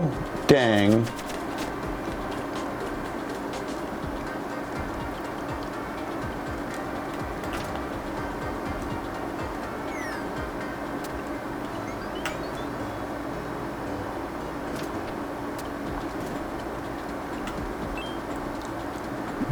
Cool. You actually got yourself an admission ticket, little guy? Huh.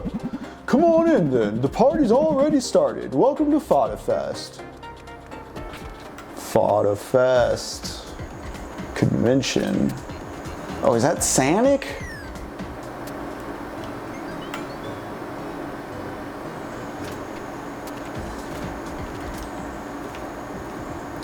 Alright gang, now we're going to take a quick break, and then when we get back, let's see if I can make it through this dungeon tonight. And again, the plan is to get to that post-game hopefully Thursday, but we'll see how that plays out. For now, I'm going to go hit that bumper screen. Y'all enjoy that footage of Barney. Stand up, stretch, be kind to your skeleton. I'll see you shortly here on TECHNOPOVERTY. Alright, we are back to Pipistrello and the Cursed Yo-Yo here on TECHNOPOVERTY. Talked a whole lot about Ursula K. LeGuin's The LATHE Heaven at the start. Barely got anywhere with the game, but you know what? It's a damn fine book.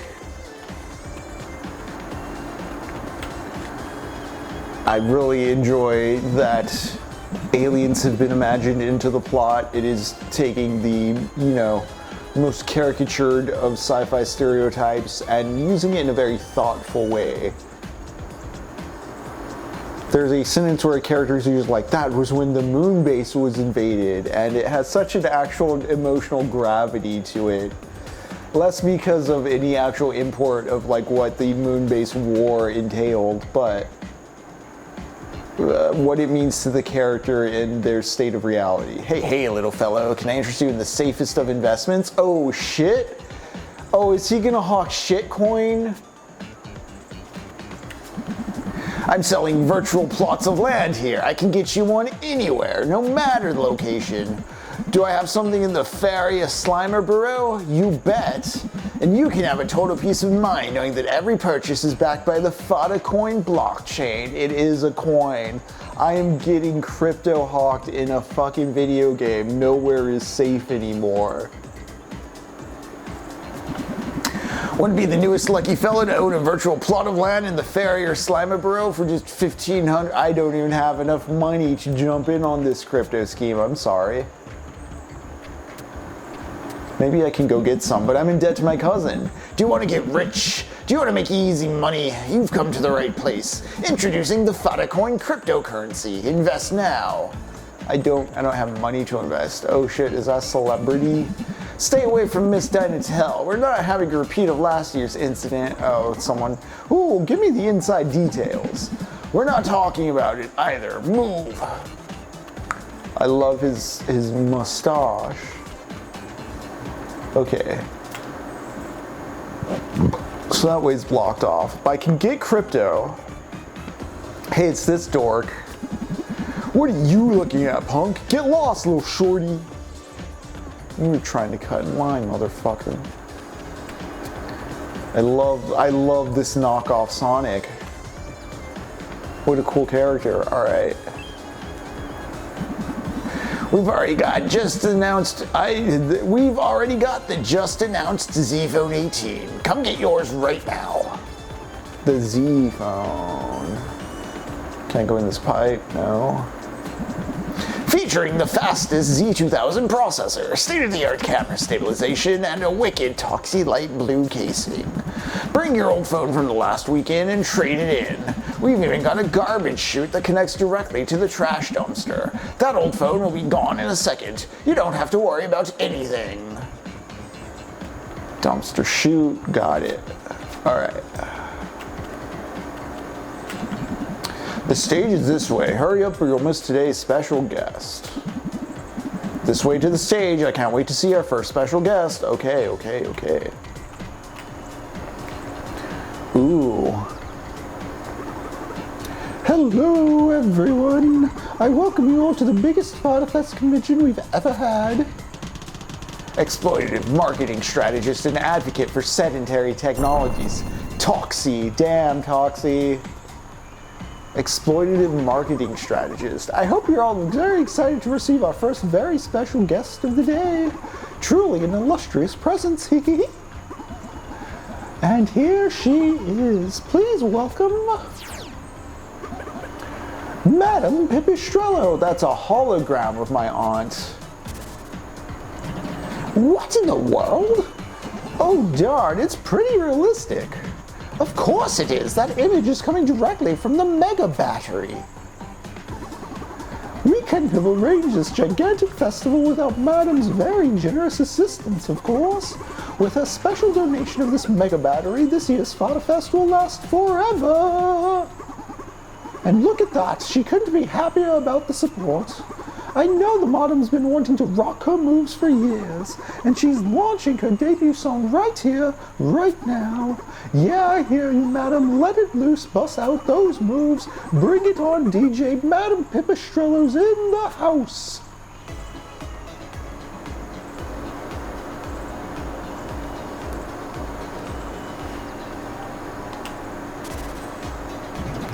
Yeah! What has she done to my image? It's tarnished, completely tarnished. I don't smile, I don't charity, and I most certainly don't dance. You have to grant to her that the song's pretty catchy. Pippet, find a way to get on this stage right this instant. And you better cover your ears once we get to Toxie. Yeah, she'll pay for this. All right. Back off. Miss Sox didn't call for fans on stage yet. Are you a celebrity in any capacity? No? Then scram. Okay.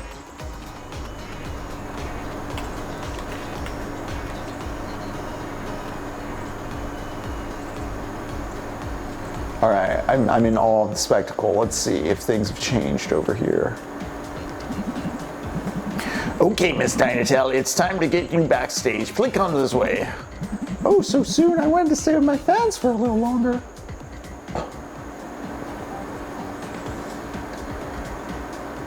Cool. I still don't have enough money to invest in crypto. But,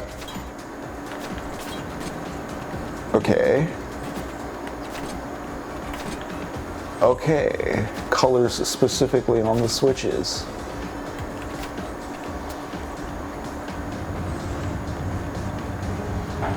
Ooh, toxic sludge. Is that energy bevy?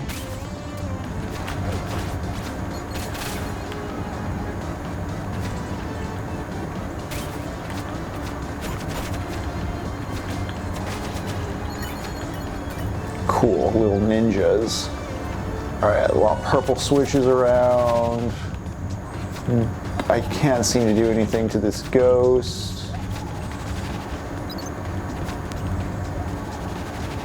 Interesting.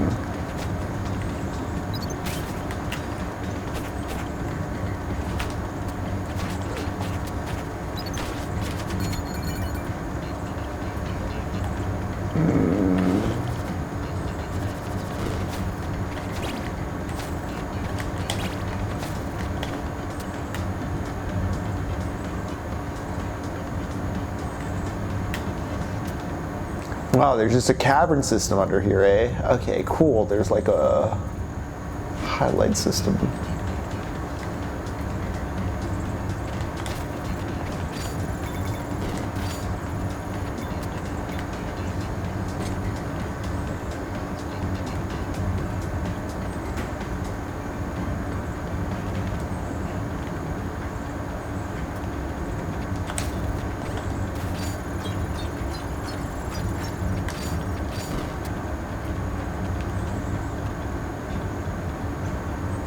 Wait, what? Can I just not?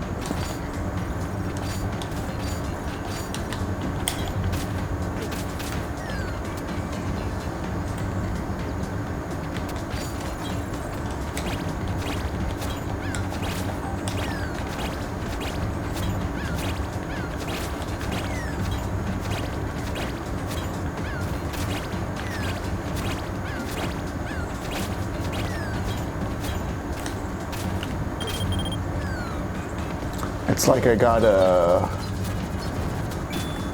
Yeah, okay. I was overthinking it actually, because I can just...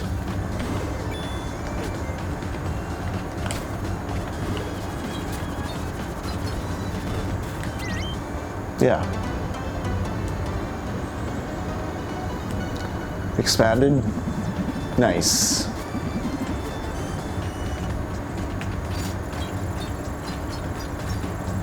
Just right on out of here.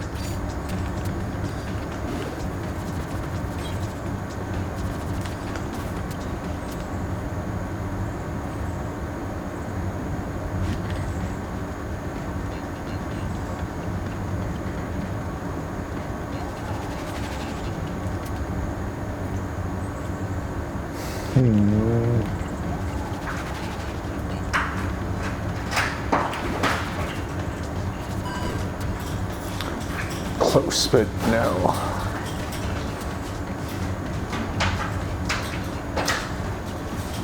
Can't go up, can go this way.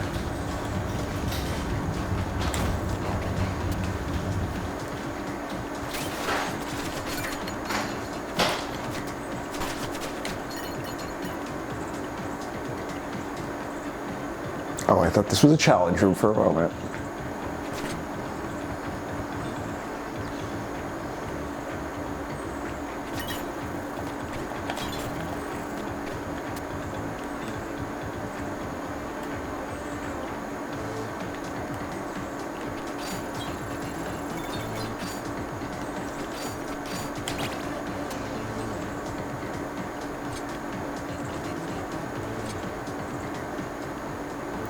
Not sure I understand why I would need that yet. We'll see.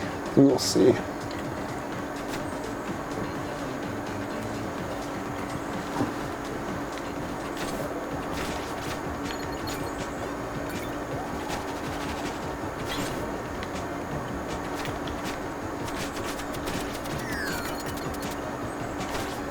Ah, I see how the ghosts work now.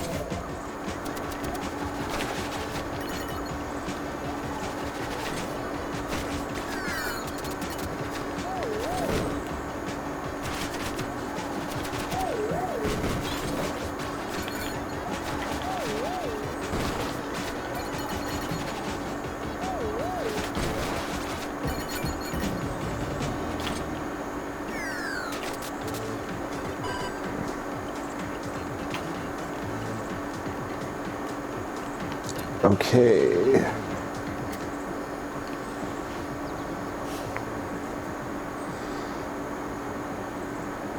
Purple now open. I can probably get that keyed off area.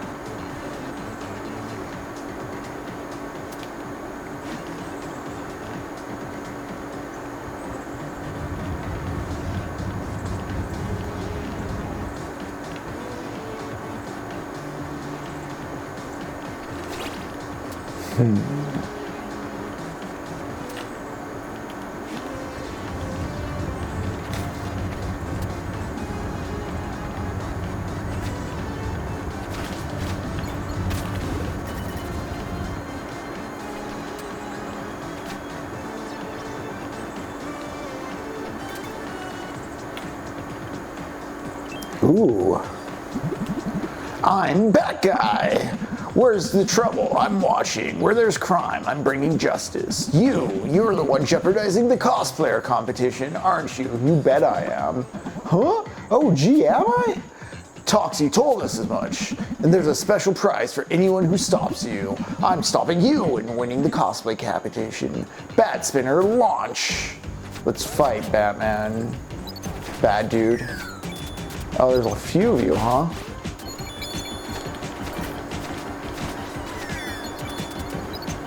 I hope I get his power.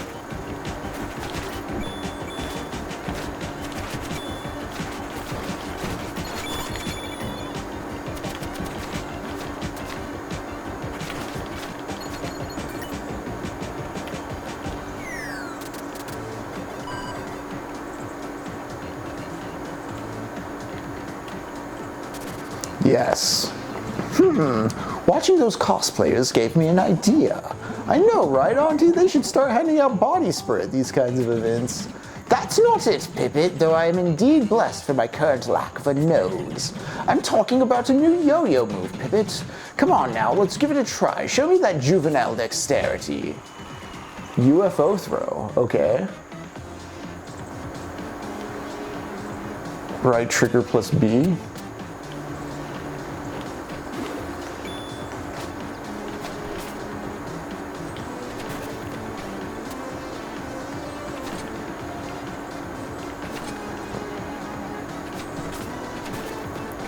Okay, so I make my own hover point, essentially.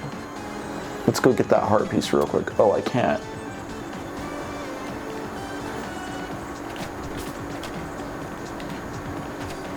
Dang.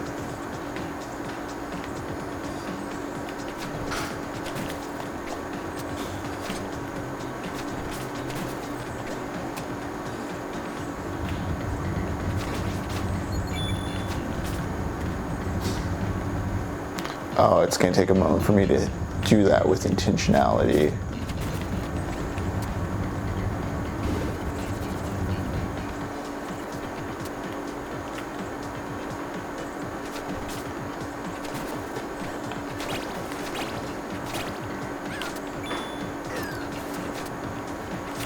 Cool though, cool.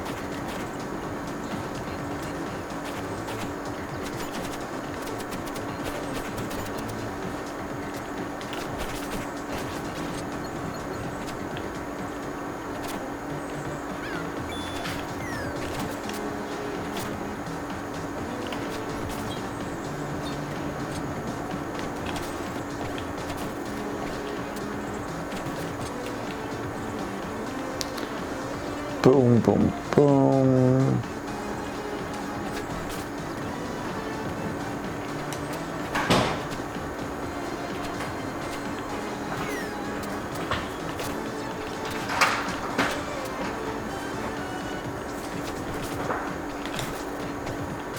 Okay, cool.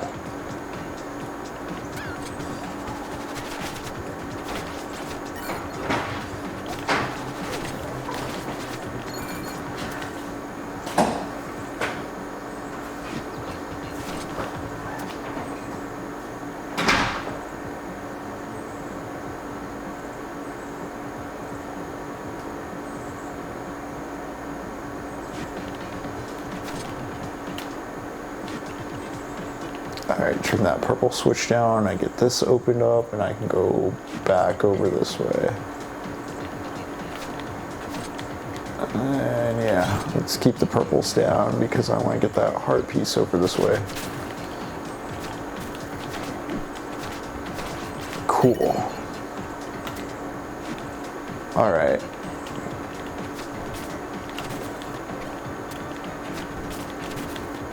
Nice.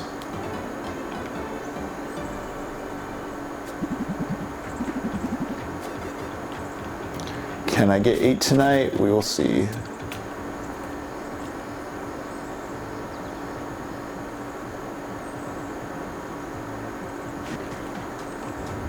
Now I can go out this way, hurt this guy, get this key, open this boy.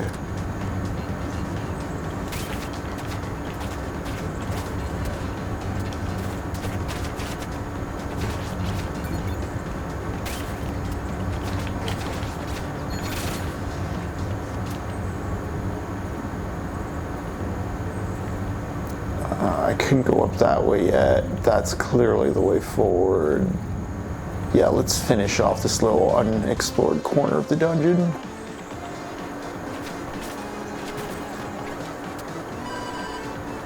Licking corners.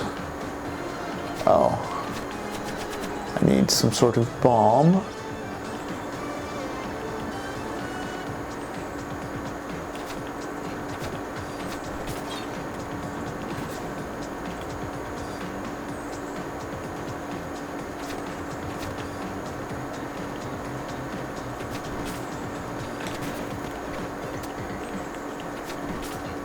I think those angles are just to keep me from crossing with any other power type. Okay.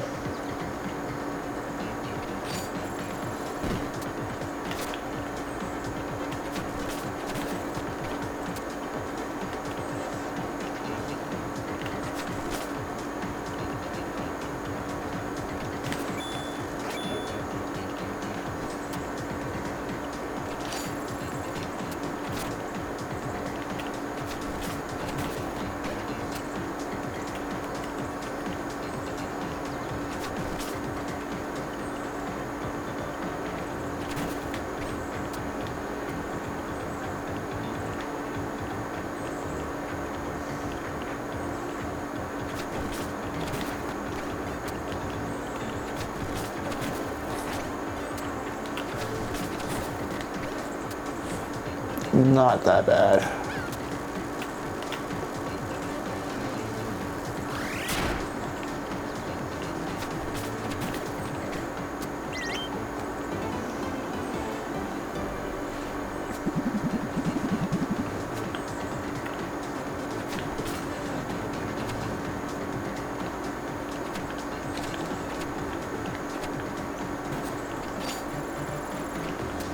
Sometimes I forget I can wall ride.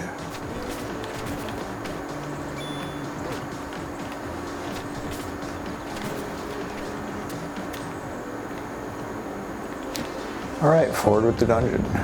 The grungeon.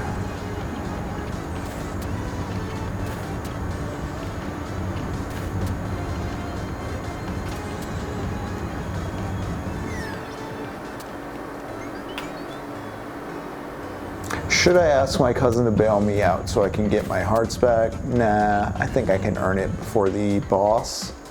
Look, they're just giving me money. And checkpoints.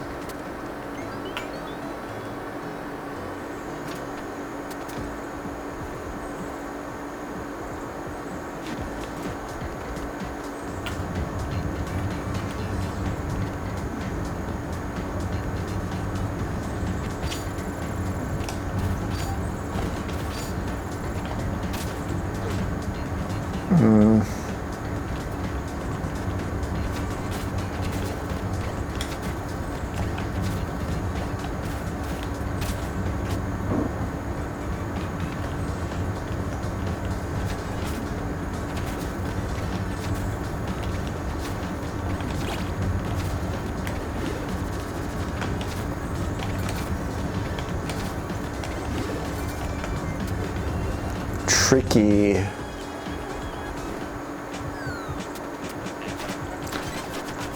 Cool, a frog warrior.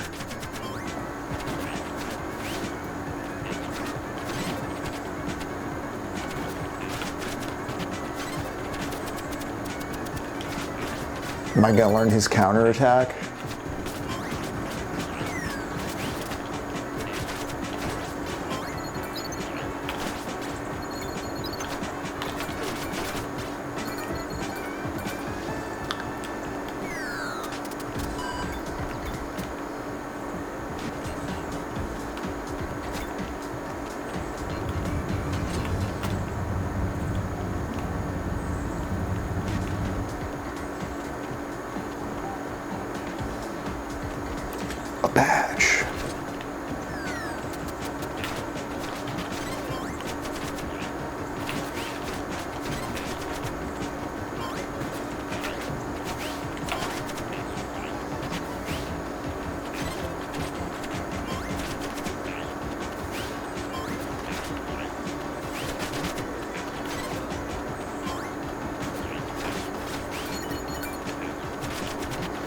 pretzel maker's badge.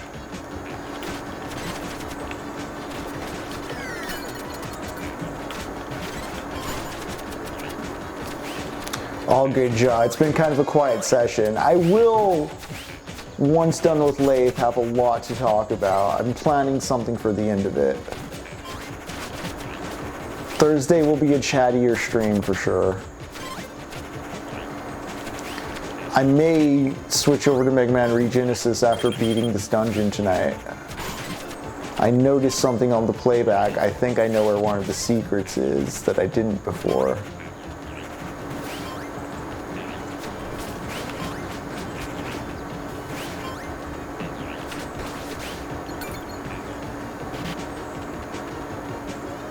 Alright, let's wait for them to strike. There we go. I'm being impatient with these guys.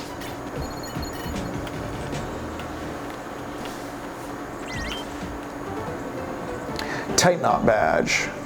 Oh, it was a knot, eh? Tight knot badge prevents enemies from knocking the yo-yo off the string. Equip your new badge on the workbench. Why, yes, I do like that one a lot.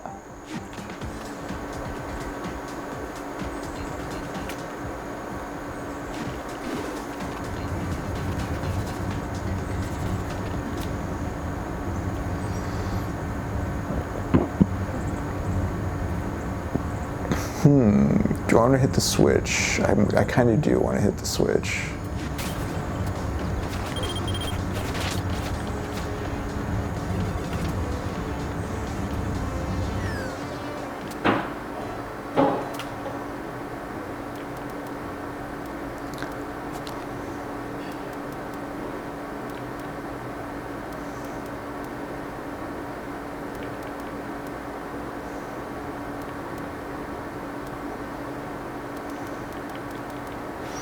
If I go without the water hop, yeah, so much opens up. Same with the fire trail.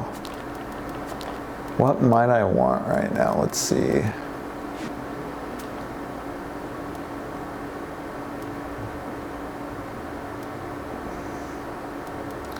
The fire trail's good, knockback, stun duration.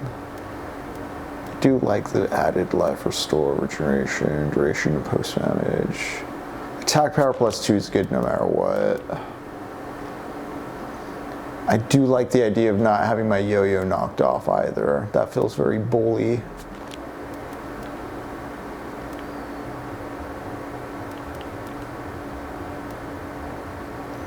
Attack power is increased while 1 life point. Diagonal bounces. We still get this. Okay, so what? I have 3 spaces left. What can I use? So I can go back to the fire. Or I can just give myself more life, huh? I had more life in the eye previously. I'm like, what if I glass cannon it?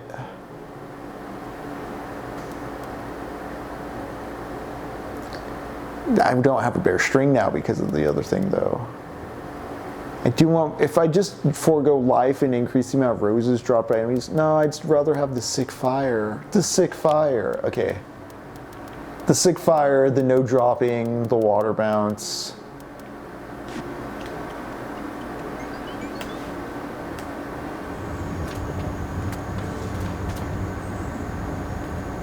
Water bounce is too valuable to not do. All right, let's just go north.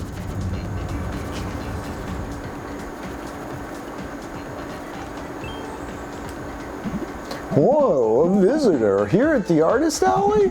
Salutations, visitor. You're the first one we've seen in a long time. Toxie showed all of us artists back here and gave the coveted entrance spots to the crypto scam people. Please, I beg of you, stay around and browse our products. Well, if you're just interested in reaching the backstage area, it's over there.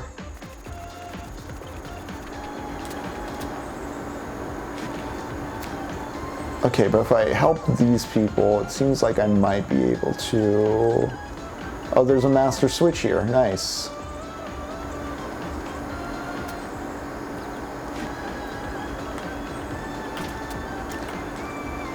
So these guys are outside the con having to like do their tabling because the crypto scammers were given prime front row seats. All right, let's see.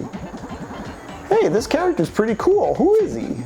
That's my OC. He's like this vampire who cannot live in the night, so he's always moving with the sun. Nice. Did you sew many prints of him? Not of my OC. I've only sewn fan art of other famous series. Brother, I understand. Last one. Behold this handmade one-of-a-kind pedal container figurine I made. One of a kind? Come on, I've seen containers like that before. Really, I've customized this one. A one-of-a-kind customized pedal container. You don't want to miss it. You can take it from me for a super special price of $1,000. Sounds fine. Woohoo! Be careful though. If you take it out of the box, its value goes way down. I just need the health, man. 7 so far. Hey friend, feel free to grab one of my products. How's the event going for you? Very nice. Dave begged administration for a bottle of water, and they even gave him one this time. Pick up one of our comics. These were all drawn with love. Neat. What about the prices? Oh, when it comes to choosing the prices, I let my undying flaming rage take over. I don't know, man. I don't know. Okay. Well, we're a heart piece richer. Okay, this is a drop down. I can't. All right. All right then. Let's go investigate.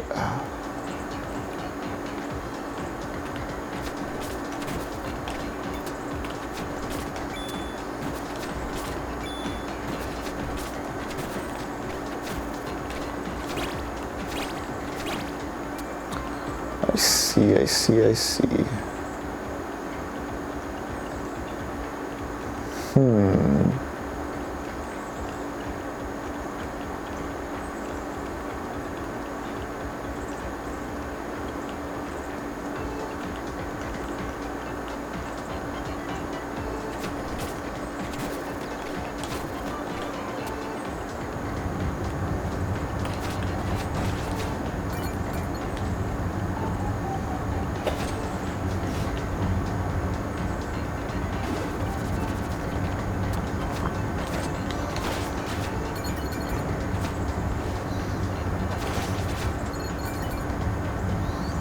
No passing back that way, eh?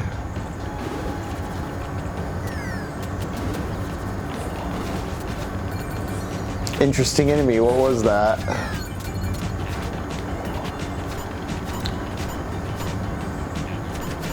Oh, okay, I was like, why is he blocking it?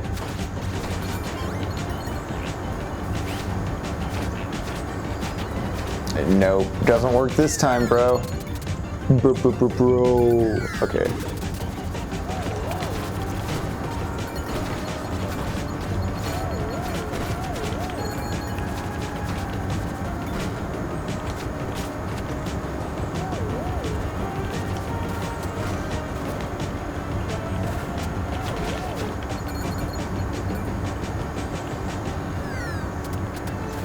Operation Get Pipistrello Out of Debt. Or just Pipit.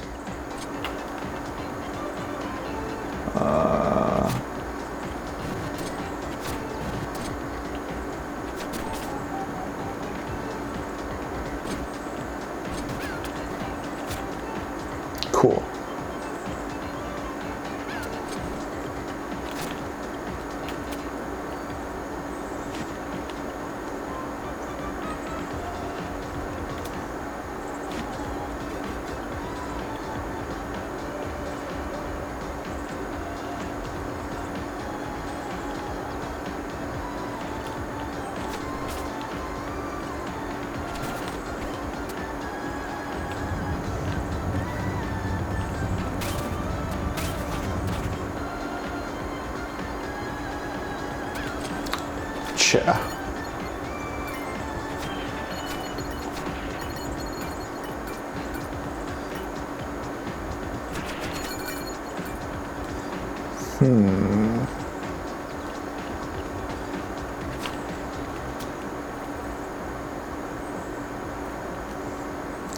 quite involving. I like it. All right. Not what I was expecting.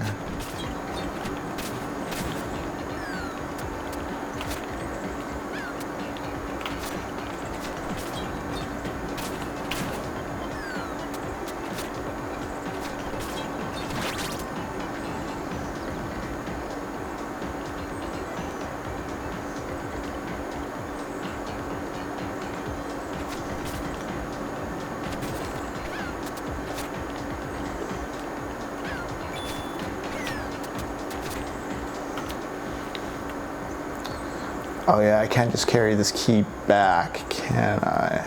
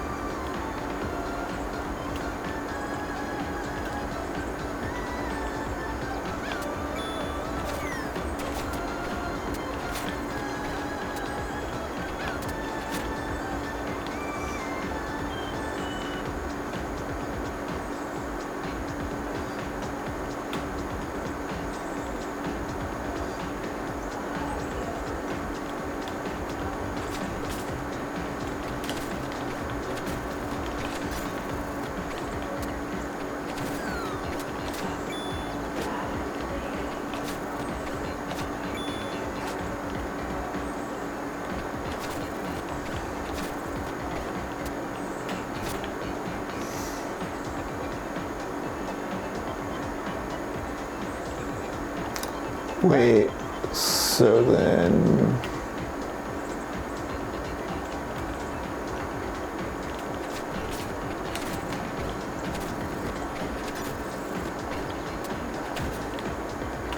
Okay, overthinking some of these.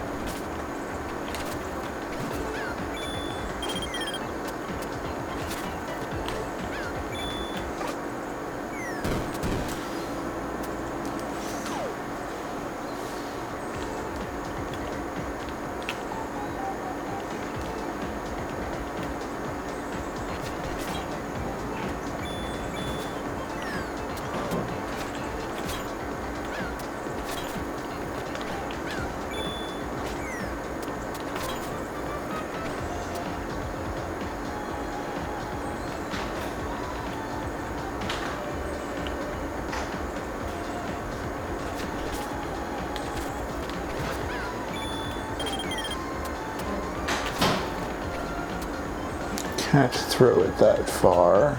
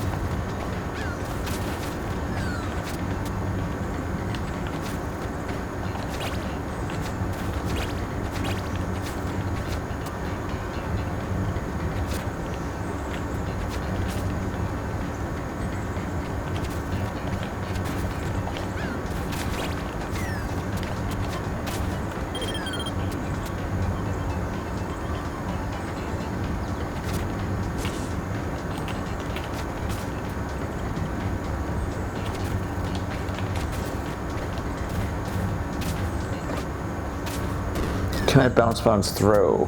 Let's see. I don't think that's the real way to do it. The real way, quote unquote, but whatever counts in gaming counts.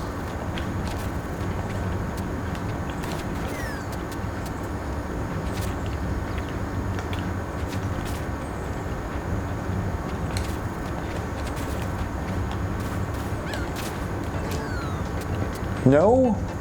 Damn. What if I double bounce and then get back on the hook?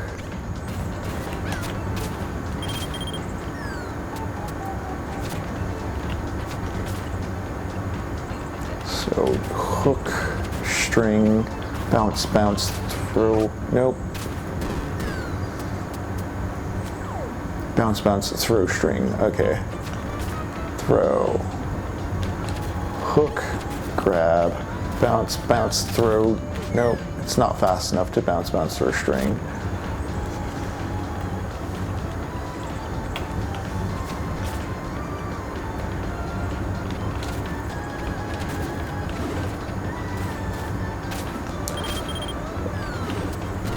Okay, I can walk the dog. It's just like Philly Man told me. I've been so bad at this.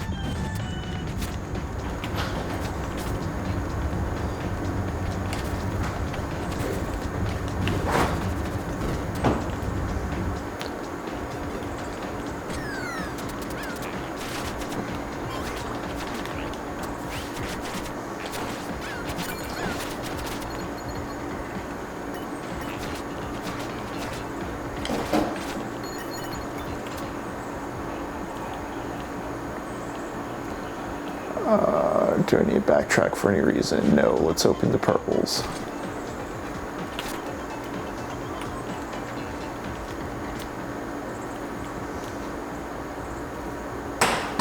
I just really want to get this key to the con. Key to the con, key to the con, alright.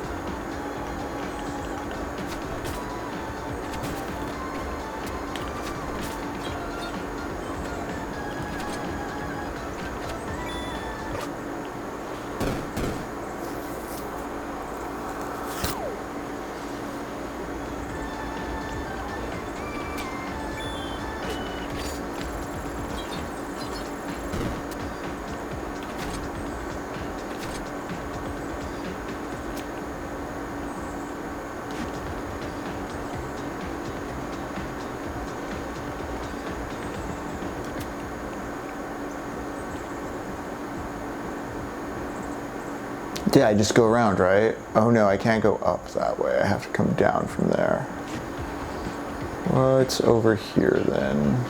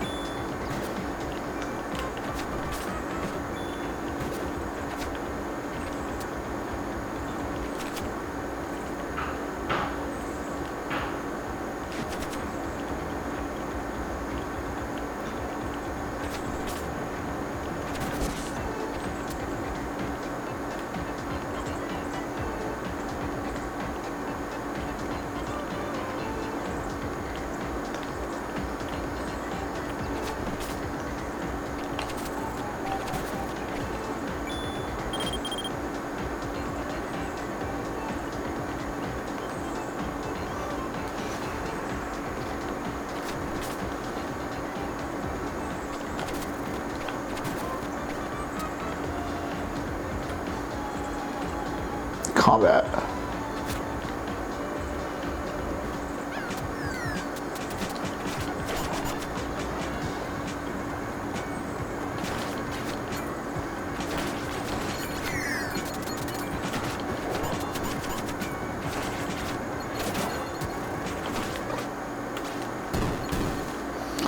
Right when they're dropping hearts on me too.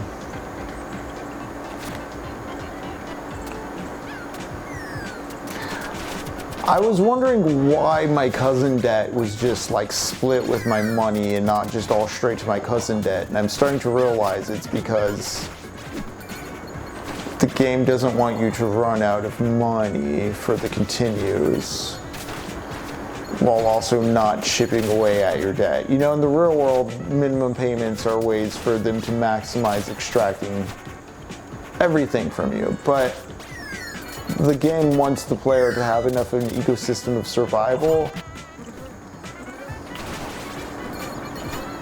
It's kind of interesting. It understands it needs to upkeep like some sense of fun. It can't just be dread when it comes to death and game overs.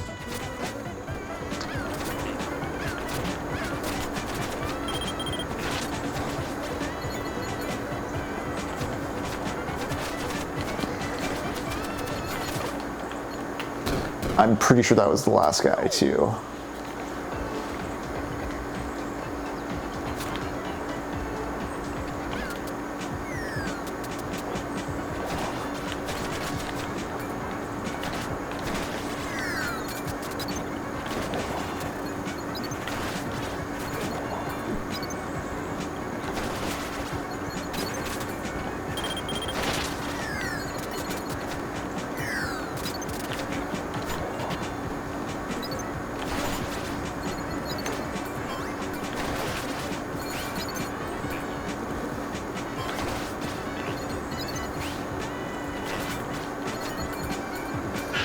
Yeah, just gotta use my power smarter.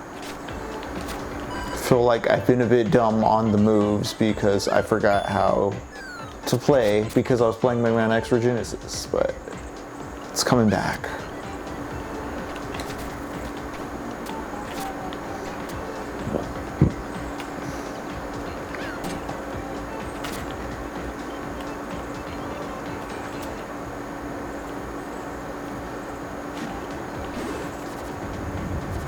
Walking the dog is very versatile, and I should be nicer to it.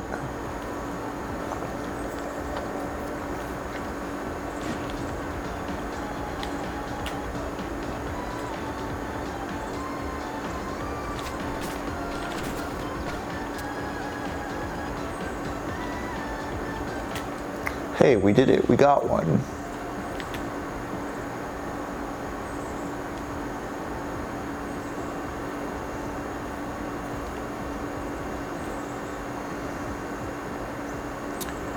How would I want to get back there? I can probably actually get back there this way. True, the game wants the player incentivized to play the game more, but Capital thinks it would be cool if you just died needing things that produce abundantly all around you. Yeah, man.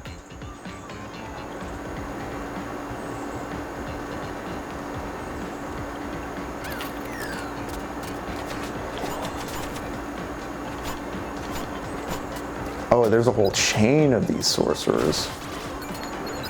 Cool.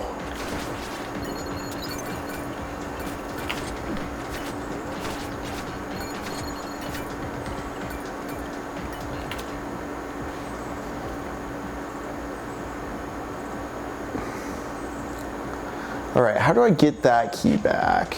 I need to come up from this way.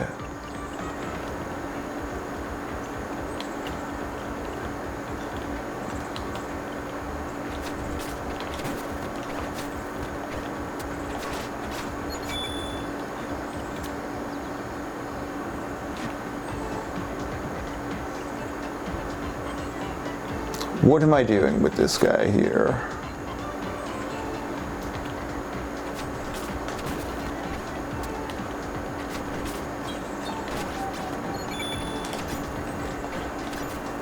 Really? Yeah, okay. My bad.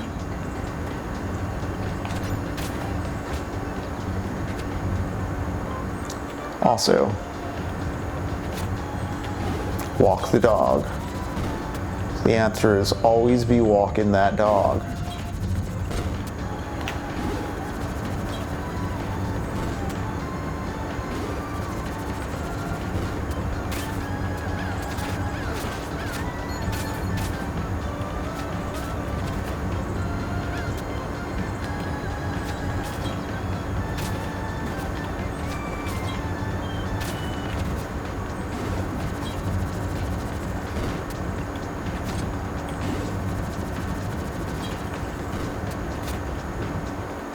Okay, cool.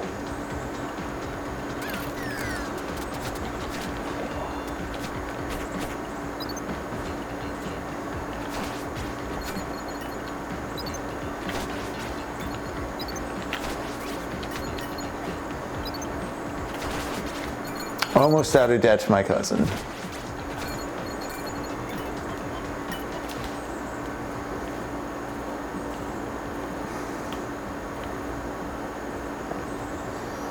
Okay, I feel like I need to open the greens.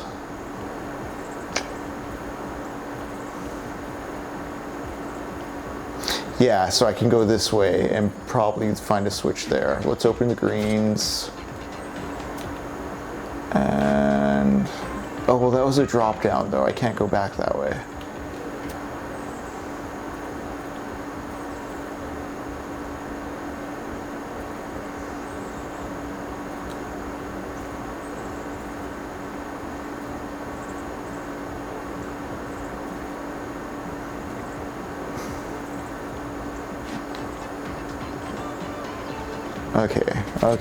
Okay. Oh, I just straight up haven't gone this way.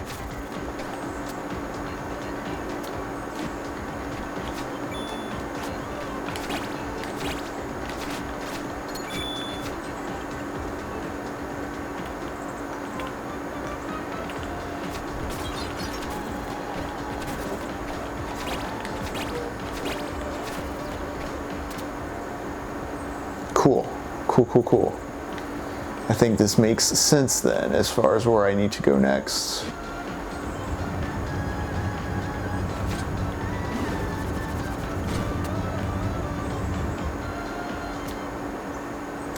Bazinga. That's right. I said it. I said the line.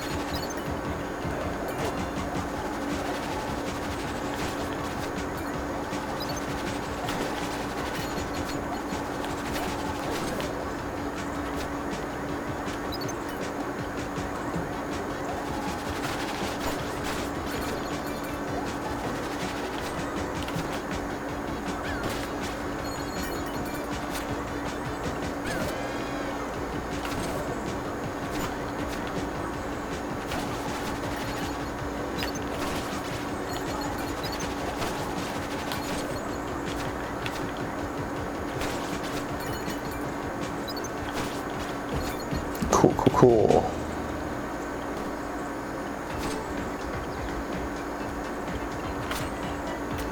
Key attained. Yeah, let's just ride the greens out. Is this the end of the dungeon? Wow, alright, lit.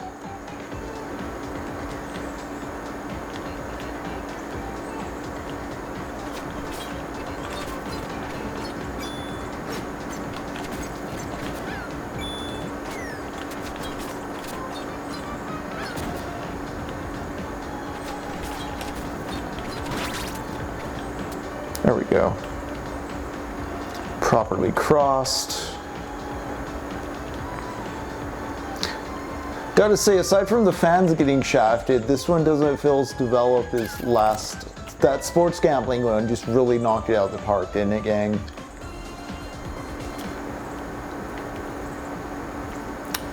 Okay. Before I talk to anyone,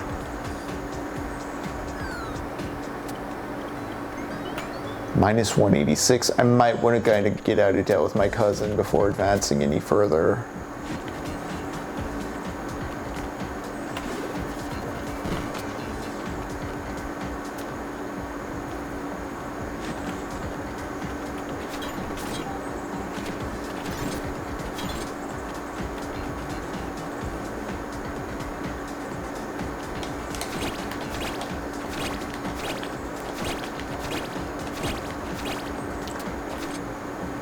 Done. Cool.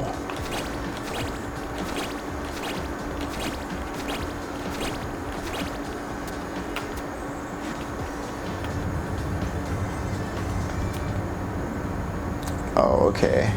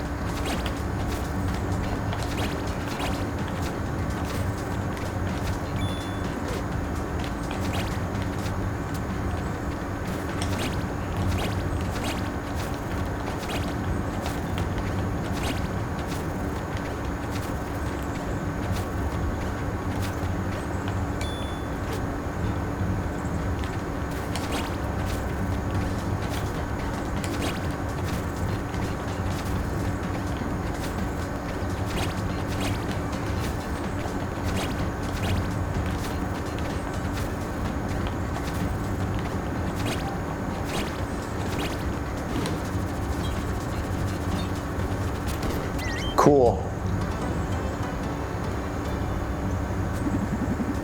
Yo-yo parkour.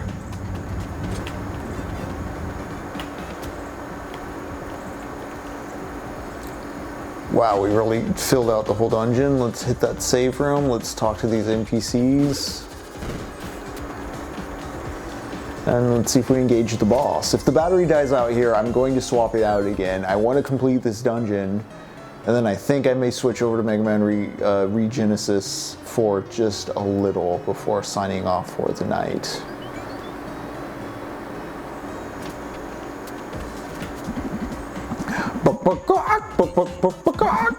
I'm warming up for my voice for the stage. Who in the world are you cosplaying as? Actually, it doesn't really matter. Nobody's got their character down like I have. I'm not just cosplaying Lincoln. I am Lincoln. Once that old lady's off the stage, the finals of the cosplayer face-offs shall begin. Ganburu Zo! Okay. Jonathan, where's my Caprice water bottle? You know I can't perform without my Caprice water. Ack, now I'm gonna get in trouble. Can I go in their booths? No? Alright, let's go on stage. Here we go. Huh? You little, how did you get back? I think it's time for our next event. Who's ready for the final round of cosplayer face-offs? To spice things up a little, we've set up a villain for this next presentation. Let's call our hero now. Lincoln, this is your cue. Am I gonna have to fight all three? Lincoln, thank you, my fans. Deeply invested cosplayer and easily influenced mind. Lincoln. He's so cool though.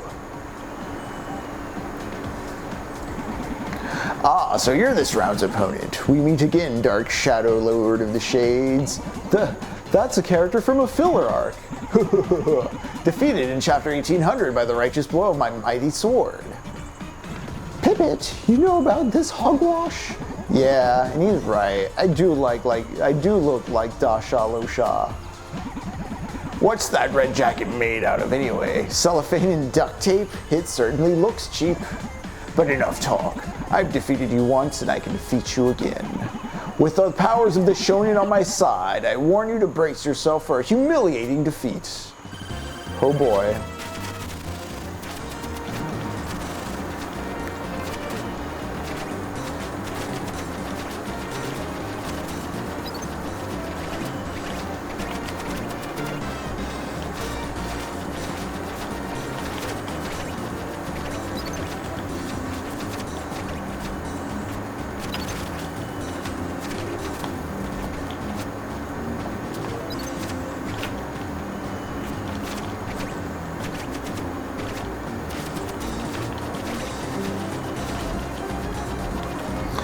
That incompetent fool. Lincoln, I'm coming to help you. Oh?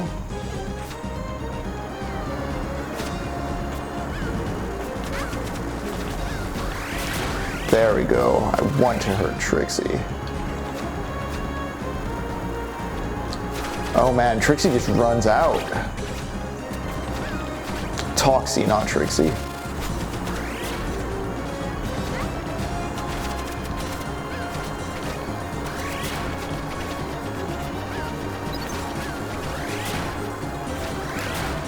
Maybe I should switch to the 100 moves.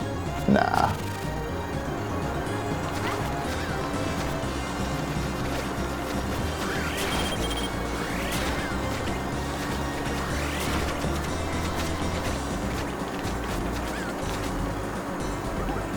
Lincoln, get it together. You're not gonna lose the likes of him, are you? Lose to the likes of me. Yes, Lincoln is.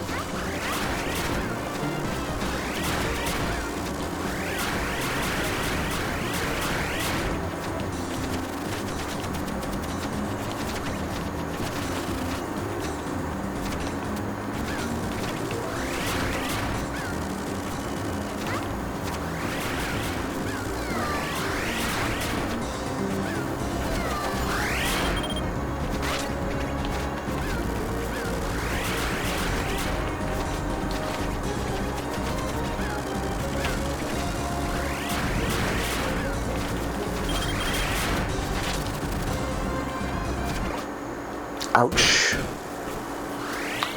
Let's retry this room.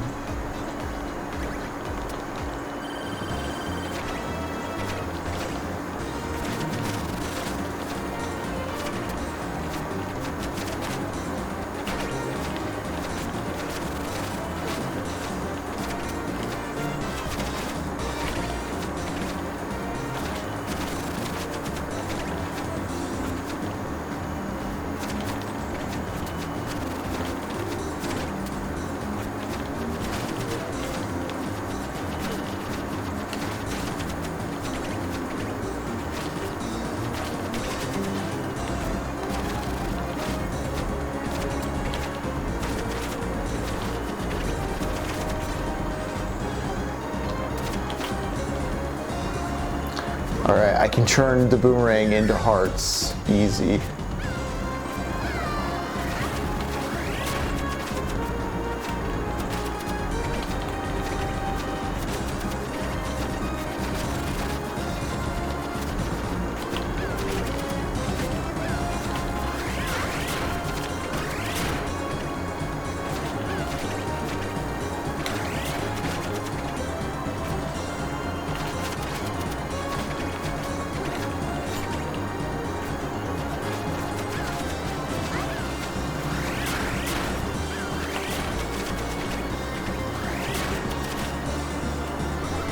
Lincoln, get it together. You're not going to lose to the likes of him, are you? Let's keep going. Damn.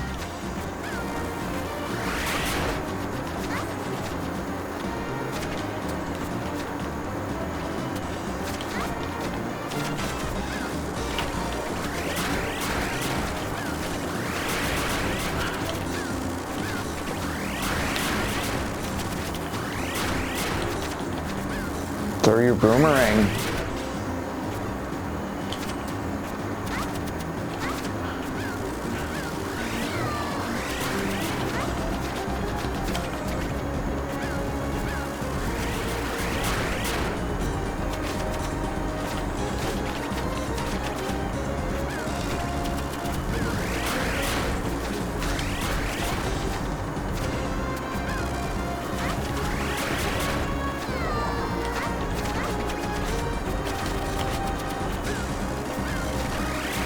Throw the boomerang. Yes.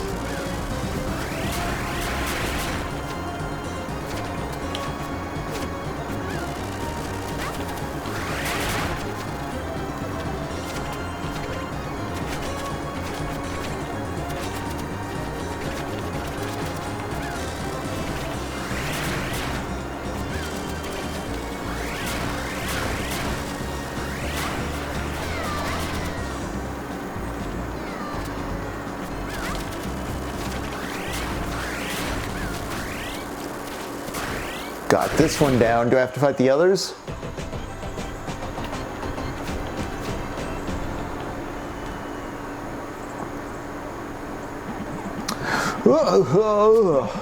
So this isn't a shonen story after all. Grr, you ruined the main presentation. You're really keen on taking down Fodder Fest, aren't you? I thought this year we'd be finally able to give people what they wanted for as long as we wanted. Without Pipistrello Industries' ridiculous energy tariff, this year was supposed to be our breakthrough in eternity. Without the energy tariff, eh? I hope you never forget how many dreams you've crushed and how many people you've disappointed today. Oh, cut it, darling. She's alive? Would you care for my honest review of the event? The tickets cost a fortune, the food is terrible, and it also costs a fortune. Plus, you're shoving a bunch of nonsense down these people's throats. At least try to provide some value if you're going to extort people like this. And I'm not done yet. You'll be hearing from my lawyer soon. I'm getting sued by a disembodied old hag? No! Come on, Pivot. Let's grab that mega battery. Let's do it. Here we are. Fourth battery. This may be my least favorite of the dungeons so far, honestly. Fun navigational, but like least like dramaturgically motivated.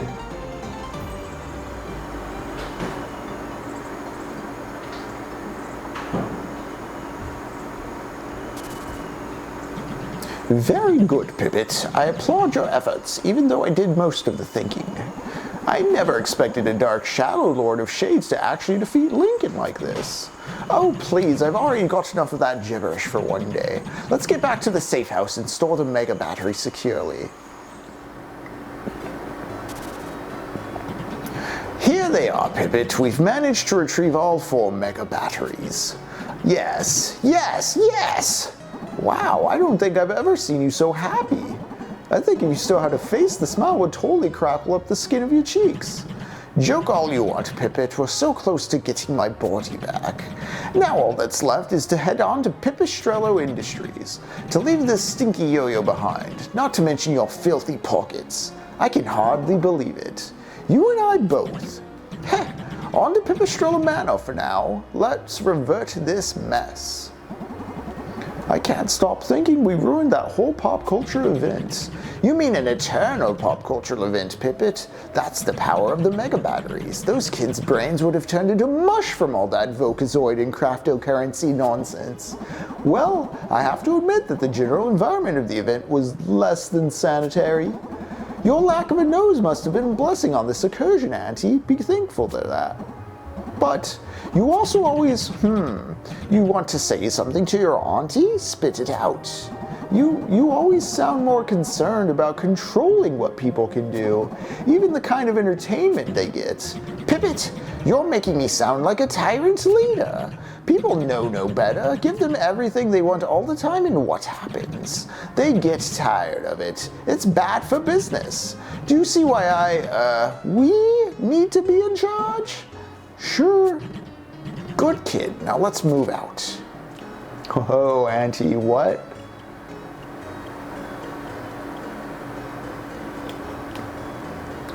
All right, we are saving.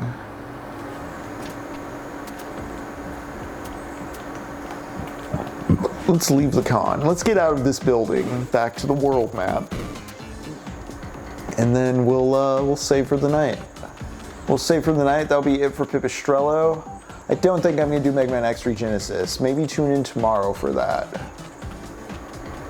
I'm feeling a bit hungry, gang, so I'm going to go ahead and eat.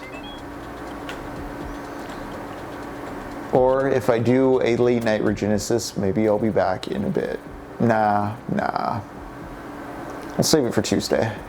We'll have a good old-fashioned Tuesday stream. Until then, y'all take care. We're going to go ahead and save and call it a night here at TECHNOPOVERTY. Thank you all for watching Pipistrello and Cursed YOYO. We should finish the Lathe of Heaven by Thursday. If so, I have some special plans then. I'm not going to say much more, but trust me, you're going to want to stick around and tune in for that. Until then, Techno Hotties and Thotties, y'all take care. Have a good night. Maybe I'll see you tomorrow. You know I'm itching to get to that Mega Man X for Genesis, so keep an eye out on the streams, keep an eye out on the socials. I'll be around. Y'all take care.